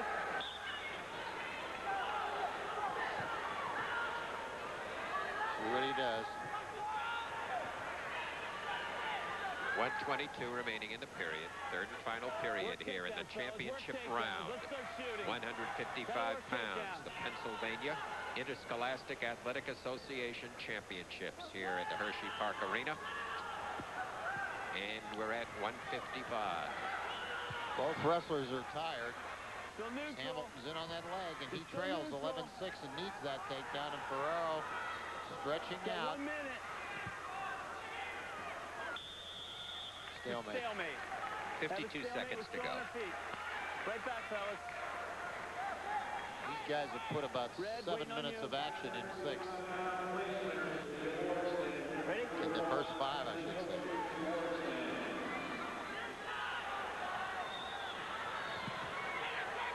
Ferraro took the shot. He's got the leg locked. He's trying to pull it in. Steps behind. whizzer by Hamilton, leveraged out, but Ferraro doesn't care. The clock's winding down, and with a 5-point lead, You got 30. official very wisely advises both men what the amount of time left is. Out of bounds, back in the center. We're still on our feet. If you break that, 27 seconds. Injury 27 time, seconds please. to go in the period. Injury time. And a to red. momentary injury timeout. Shoulder again. Jeff Hamilton had a lot of leverage on his shoulder in that whizzer situation near the edge of the mat, and that's why the injury time at this point. Today's telecast being originated by WLVT Channel 39 in the Lehigh Valley for 7 stations of the Pennsylvania Public Television Network. And we hope that if you enjoy the telecasts of PIAA wrestling, you'll take a moment and let your local public television station know about it, and just drop a card or letter to the director of programming at the local station that you're watching this match on. They'd love to hear from you. Okay, ready? 27 seconds to go here. Third and final period of the AA championships at 155 pounds.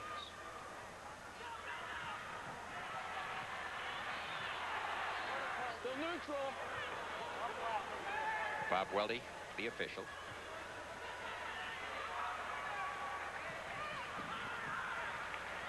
Bob Ferraro is going to be a winner, and he wrestled right to the end, and he's very deserving victory for Bob Ferraro. A little bit of a Cinderella story, as you described it, coming out third in the district, and then saying, gee, this is the first time they've allowed third-place wrestlers to go, and he comes through for a team that doesn't win a dual meet all season. A real Cinderella story, a wonderful win for a fine young man. And we'll be back with more coverage of the PIAA AA High School Wrestling Championships in just a moment. Stay with us.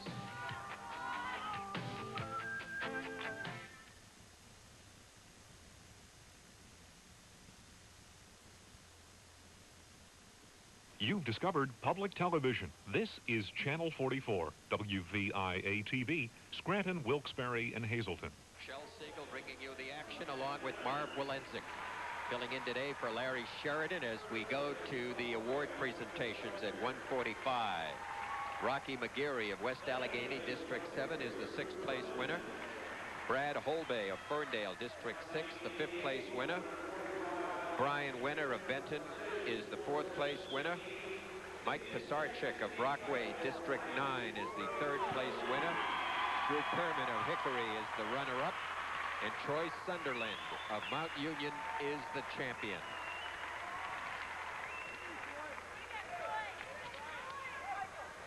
Incidentally, this marks the 15th consecutive year that District 4 has won at least 2 AA state titles. Every year since the split into 2 divisions, and they are incidentally the only district that has done that in AA. Good luck. Here we go. Ready to go now at 167. Dale Budd from Port Allegheny on the mat. And Simon Reese from Hughesville. Another Hughesville wrestler. Reese, a junior from Hughesville in the white and green, and immediately Dale Budd, the senior, who's 31-1, 92-14 on the career, jumps in, Hey, you're out. gets the takedown, moves aggressively. Face this way, gentlemen. There are the wrestlers, and here is the takedown. See, just leaps through underneath, grabs that single, comes up high, spirals immediately down behind the arm. Very, very good finish by Bud. Made it. Just a good finish to the move. So many young wrestlers go in and they get into the leg and they stop. He did. They're swinging the leg free now as Reese trying to get up. Switch, you got to clear the leg. He gets up, hits the mat again, chops the arm down. Bud works hard. Tie the Keep working, arm keep up. working. Bud hammers the crossface, comes 2-on-1. He's a budding champion at this point. Pretty good movement here for 67-pounders. Sisters have hooked up in the matches as we look at Fred Lusheen, Hughesville coach, Bud and Reese met in the Lock Haven University Christmas tournament back in December, and Bud won that one on a decision. So in a way, it's a rematch. Bud is 31-1 on the season from Port Allegheny, District 9. And Simon Reese is 36-4. And to acquaint you with District 9, just 5 counties up in north central Pennsylvania: Elk, Cameron, Jefferson, Clarion, and Indiana counties comprise District 9. Yeah, that's one of the smallest population areas, Shell, and but they produce some fine wrestlers there as the programs have come along. Brockway has produced some great wrestlers. Meadville is not in 9. Time running out in the period. A 2-0 lead for Dale Budd. Let's go, come on. And that's the way the period concludes. Red choice. Red defers. Green. Want to remind you Green that down. the AAA championships 2-0. Second will period. follow. In the Lehigh Valley area, it will immediately follow this telecast. Elsewhere at other stations in Pennsylvania, Stay your set, Vladimir. consult Don't your move. local Go ahead. newspaper or call your local public television station for the times of the AAA presentations. We do have a note that the AAAs will be shown on Channel 3 in State College April 3rd at 1 o'clock. Channel 13 in Pittsburgh April 10 at 4:30 p.m. Go, come on. Channel 54 in Erie April 2nd at 2 o'clock. Channel 33 in Harrisburg April 1st at 1 p.m. Channel 44 in Scranton April 2nd at 10 a.m. And on Channel 12 in Philadelphia on April 1st at 10:30 a.m. Those are the AAA championships. They'll be on every station in PPTN. If we went too fast for you, contact your local public television station and they'll let you know when it's on. In the Lehigh Valley, it will follow immediately after the AA's have concluded here on Channel 39. Yeah, that's a wrestling fan's dream. That's as I died and went to wrestling heaven. That cowboy song you wrote some time ago, Mr. Siegel. 55 seconds left to go. Simon Reese has been warned and hasn't initiated a great deal. Bud has been keeping both men in the game at the same time.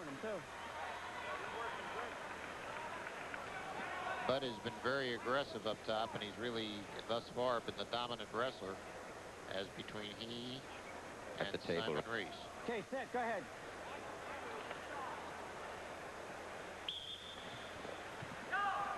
Shell, we're going to get some dinner when this is done, aren't we? Because well, Marvin, there's always a peanut butter sandwich for you. Nothing is too good for the job you've done. Here's some trouble coming up here for... He's got the leg turked. No back. But he didn't get him turned. Keep moving. But, see, Larry were here. Larry would say when he had that Turk up, he should have driven the half in from that side and really just gone for the half. Now he's looking for a little cradle here, and he's got him back over. They took him all the way over. Wasn't a great cradle. Bud is just dominating him physically. He's just all over Simon Reese. Not sure Reese is stalling. I think he's just being pounded. Period concludes. Dale Budd out in front, as you see Tommy Muir, who is the tournament director. And he's holding one of the fans. Yeah. I have a feeling there's a familial relationship there. Red one's down. He's giving him a little trouble, I think. Absolutely. Go ahead. He thought he had his hands full with the tournament. I want to see me biting. Nice to bring the family. Okay. Now, Bud may stand right up because Okay, he's had that kind of a physical dominance in him. He turns with him. I'm surprised Bud did that. I thought he'd come right up. Reese, the leg man, way up. Swings through. Reese trying to underhook that arm to turn it into a cross body in it. Dale Budd is from Port Allegheny High School in District 9. And strong kid. Simon Reese from Hughesville in District 4. Coached by Fred Lushing. And of course, Dale Budd's coach is John Kreiner. And there you see Simon Reese's coach, Fred Lucci. Okay, don't move. Go ahead, top man. Bud's move right now with a strength difference that I can see, and he has a big physical strength difference, is to stand up, but instead He really does. He's got some fine rolls and moves on that mat, Mark. And stays right with his wrestler. Very aggressive. Watch the ankle now. Watch the ankle. It is from the Matt Ruppel school of staying on your opponent continually. College wrestling for 8 minutes. You only have 6 here. I think, well, it's 2-0 with 1:10 to go in this, the third period. 167-pound Pennsylvania State AA. Bill Harris, the official on the mat. Now, green caution. Right here. Okay. Okay, you're set. Go ahead, top man.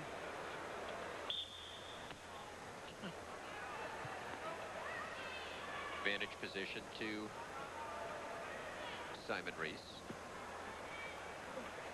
Well, Reese is not in good position now, and he's going to get turned. And it's... Bud is just going to hammer him for the next 45 seconds because he knows he's got a 4-0 lead and he's got the strength differential. Trips him back to the mat. 40 seconds, gentlemen. 40. Reese's arsenal right now is pretty lean. Come on, let's go. Tough crossface by Bud. He knows exactly what his advantages are. This is where a wrestler recognizes the roll factor. He knows that he has this capacity to dominate this match this way, and he's just going to keep working it just the same way. He's a sure winner. On the side, watch the crossface. Watch the crossface. Yes, a warning on that. Yeah. Got 1 point, top man, bottom man stalling. Keep it on the back. Keep it on the back.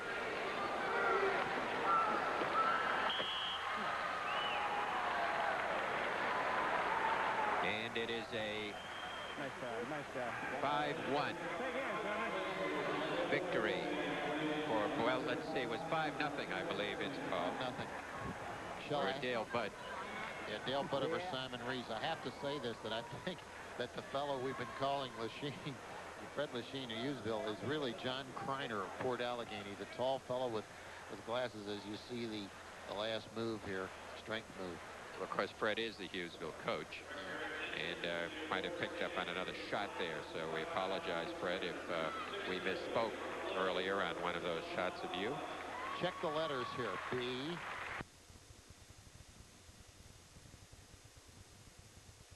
Ceremony at 1:55. Sean Collins of Bloomsburg, District 4, is 6th. Lon Mentzer of Biglersville, District 3, is 5th. There's the E. Jeff Clark of Everett, District 4. I'm sorry, Everett District 5 is 4th. 3rd place to Bill Galloway of Fort Cherry, District 7. The runner-up is Jeff Hamilton of West Green, District 7. And the champion is Bob Ferraro of Lewisburg.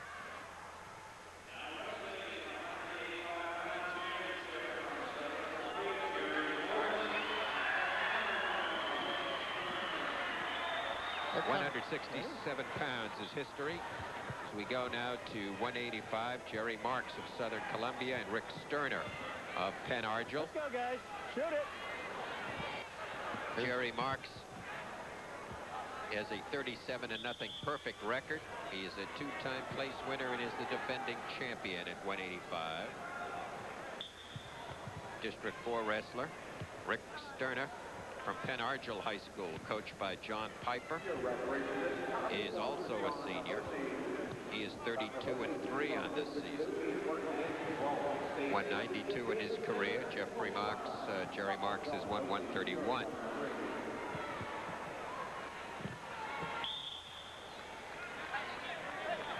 Referee is Dr. John Hosage. Yep, Dr. John, who is chief of the referees in the PIAA tournament this year on the mat. Marks moves in deep on that left leg of Rick Sterner. In football, by the way, Jerry Marks holds the all-time state record for points scored, touchdowns, and rushing yardage. However, he was considered big enough by Division I colleges to play major college football, so he's going to be going to Bloomsburg University on a football scholarship. And woe to the guys in that conference that got to catch him. You think he might do a little bit of both at Bloom? Do you think just play football there? Let's go, guys.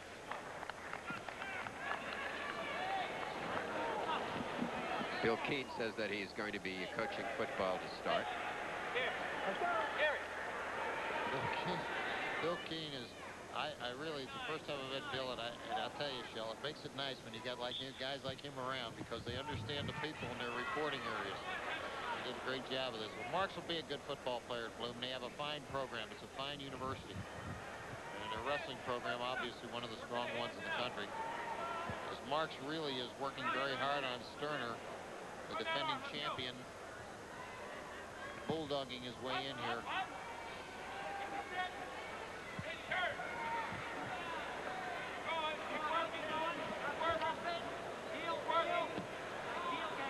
Domination by Jerry Marks. He well in control right now as the period ends. As we see John Piper, Penn Argyle coach, has his wrestler still in there, just trailing 2-0.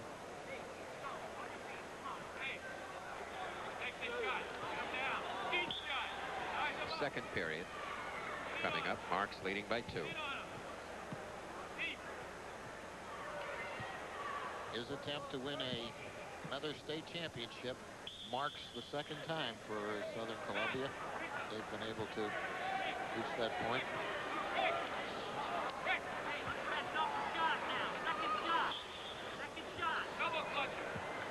Two-0 lead for Jerry. This is the battle for the championship of the hairstyle. Marks in the classic crew cut and Sterner in the suave and styled approach. Right now, the crew cut guys are leading 2-0, but don't take anything look too strongly into that.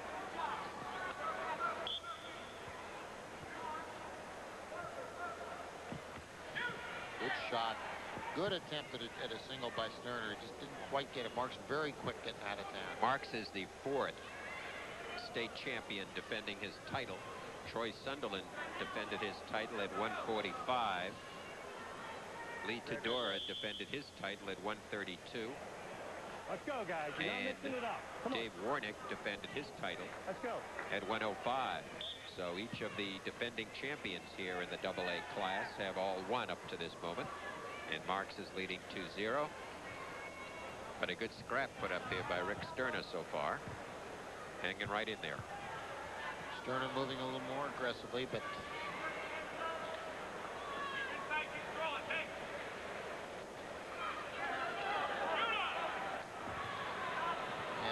Sterner kind of brings that shot from pretty far out, gives Marks a chance to get in on his leg, which Marks does.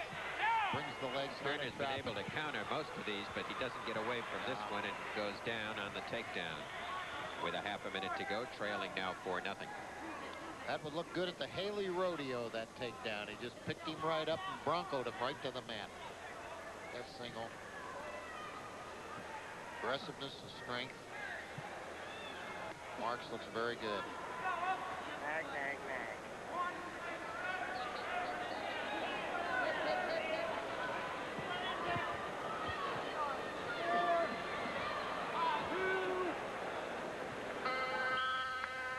Interesting thing, you know, in Bill Keane's comment about Your choice. none of the major colleges, to his recollection, recruiting this young man. Back in the center. Let's But go. sometimes when you go back and you look at some of the really greats that have played professional football, and then you say, where are they from? Half the time you say, where's that? And sometimes, you know, and you add to that the Ivy Leaguers who play, that people say, did they discount entirely? You know, Yeah, I mean, you know, when you think of the proportional number of pro players, you know, they don't come from the Notre Dames and the Ohio States and so on. A lot of them come from schools that are, quote, not considered major colleges. And who knows, someday they'll look at this young gentleman and look upon him as the one that got away. No problem. Both tangled up here. Third and Just final get on the period here, 4-1. Nice shot. Nice shot for a single by Marks. Good quick in under. Now he's got to bring the leg straight to him. He's got to leverage his head up. Used to be a time when he got that single years ago, they didn't have the sophisticated techniques, capacity, and balance to break a single. He used to get in on that single and it was done. Today it's a different story, and Sterner is showing you why. Get in under the arm, they balance out. Nice shot of the huge crowd here, which has jammed this arena. It is every year. It's a great tribute to the quality of wrestling in the double and triple A's that the fans really pile in.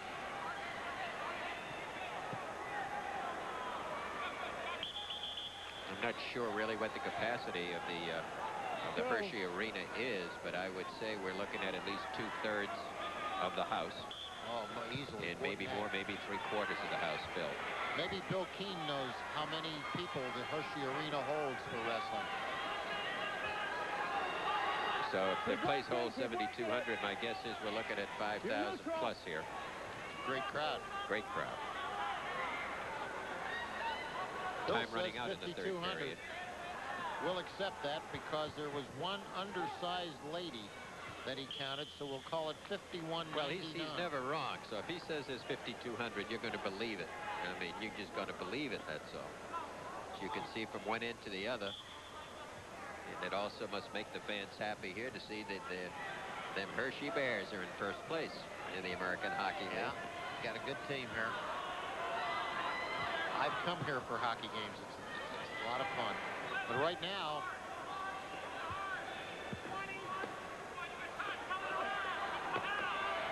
it's a 4-1 match. Dr. Osage was a Denison Wilkes-Barre, Eastern Intercollegiate official. There'll be a new set of referees that will come on in the Triple A's that will follow. And we'll welcome Freddie Richardson, an old friend of ours from Lehigh University, and EIWA College Championships will be on the mat. And, Dr. Osage will also be refereeing one of the Triple A matches. That's the first time today I've seen any wrestler pull up on that arm, tighten it into them, and try to foot sweep. It's a first foot sweep effort, and that was by Sterner, and it nearly worked near the edge of the mat. The period concludes, and it's a 4-1 victory for Jerry Marks of Southern Columbia High School over Rick Sterner of Penn Argyle High. And I think Rick Sterner did a very fine job against Jerry Marks, who really had to be heavily favored to win that, and Sterner did a grand job. And Marks concludes his season undefeated at 38-0 with that. And we'll move over to the presentation of awards at 167. Sixth place to Mark Groff of Conrad Weiser, District 3. Fifth place, Eric Schultz of Fort Cherry, District 7. Fourth place to Justin Waters of West Allegheny. Third place to Tom Socker of Palisades, District 11.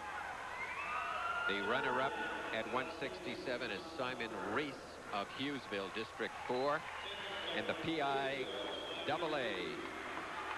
champion in the AA class, 167 pounds from Port Allegheny High School, is Dale Budd.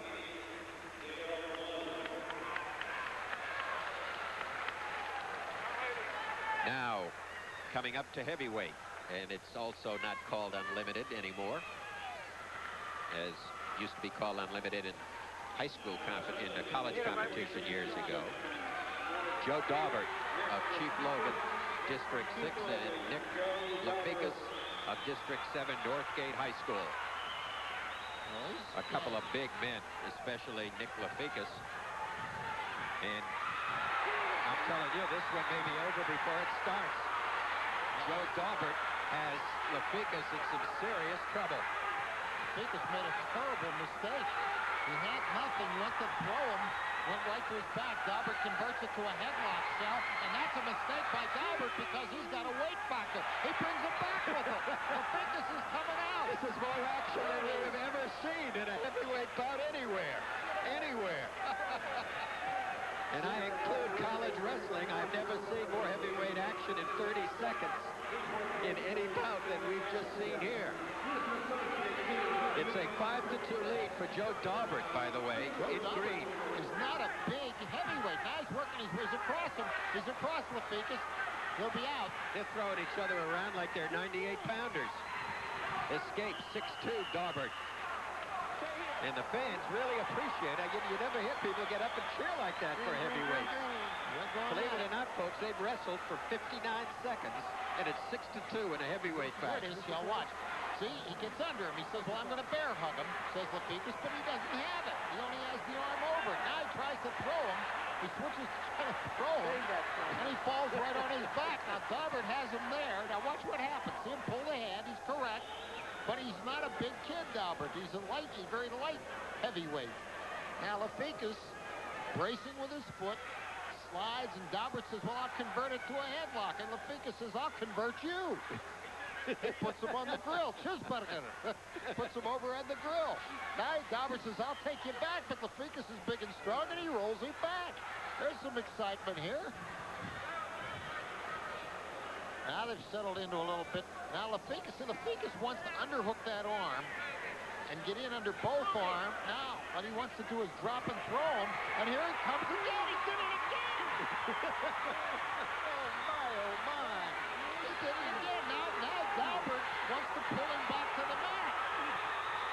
He's really got that cramp on He that. does it again. He converts We it are to a getting headlock instant again. replay without playing the tape, folks. It's amazing. Now Lefikas is up on top using the weight. Now he's putting the legs in. We have never had a heavyweight period anything like this.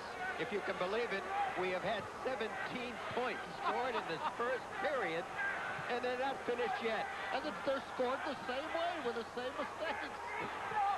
Now there comes Daubert out on top with a second to go. No.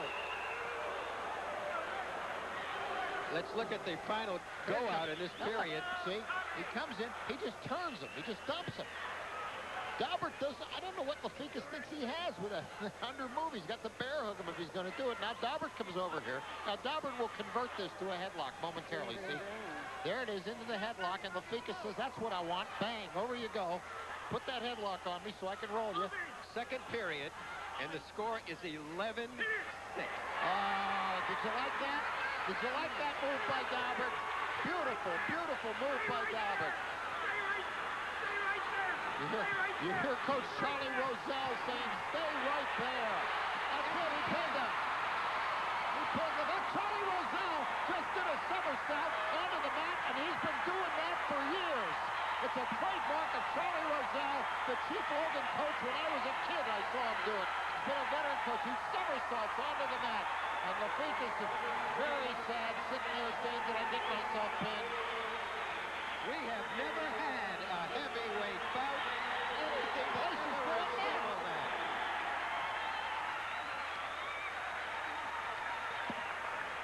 Joe Daubert's a junior coach. Now look, Daubert's not a big kid. He's strong as an ox. Look at Charlie. That's not Charlie that just hugged him. No, Charlie's wearing green. The awards at 185 pounds.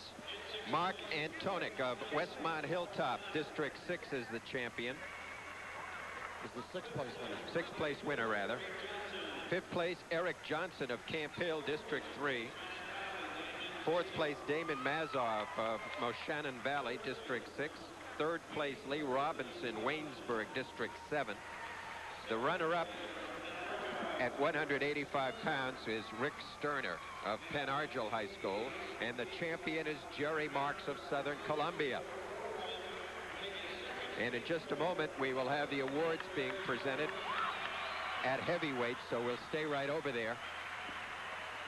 And the heavyweights will have to run up, and they're always the last ones because they've just finished the last match. And we'll tell you who they are, and then we'll have our final conclusions. At heavyweight, AA, Kevin Klauser of Tri-Valley, District 11, takes sixth. Aaron Williams takes 5th from Washington High School. Joe Hall of Tussey Mountain District 5 is 4th. Martin Bouzis of Milton Hershey is 3rd. Nick Lafikas of Northgate is the runner-up. And Joe Daubert of Chief Logan gets the only pin in AA and is the heavyweight champion. All right, let's go back over our line. Pick it up. Excuse me, watch yourself. Excuse me, watch the floor, please. Okay, at 98 pounds, these are the champions. Sella defeats Reckard for the title. At 105, Warnick over Reidler for the championship. At 112, John Hughes of Benton defeats Joe Fick for the title at AA. 119, David Feldman, Youngsville, over Bob Simpson. 126, Grice of Mount Union defeats Roth, 8-3. 132, Lee Todora of Salisbury defends his title over Budman of Hughesville. At 138, another Cesari, the third son, 3-1 victory over Winner. At 145, Sunderland demolishes Perman 17-8 for the AA title. 155, Ferraro over Hamilton, 11-6. 167, Bud over Reese, shutout route. 185, Marks over Sterner, 4-1. And in an absolute blaster at heavyweight, Joe Daubert pins Nick Lafikas after leading 13-6. The scorekeeper couldn't even keep up with it. Marvin Walensik, final comment. Shell, I think if you had to ask, here it is. Here's Daubert getting the medal from Charlie Rozelle, a very animated coach and a very happy guy. Those are the sumos for the AA group, but I'd have to say this to you. If you had to ask for just a great afternoon of wrestling, everything you could have imagined, the AA championships of the Commonwealth of Pennsylvania were as entertaining an afternoon of wrestling as you could ever hope for. The bouts, in most cases, were excellent. There were some just superb competitions involved, and certainly a rousing finish orchestrated, no doubt, in consideration of the illness of our good broadcasting partner, Larry Sheridan, who can now not attack the aggressiveness of heavyweights because he's not here. Okay, I kind of wish he could have been to see that, but Marvin, we want to thank you for the great job that Marv Walensik did in filling in for Larry Sheridan. An absolute yeoman job, a wonderful announcing job, and we thank you, Marvin. And we look forward to working with you on the AAA championships that will be coming up. When I will not mention my mother's age. Okay. The AA championships are history until next time, when we'll be back. This is Shel Siegel speaking for Marv Walensik, saying so long from the Hershey Park Arena.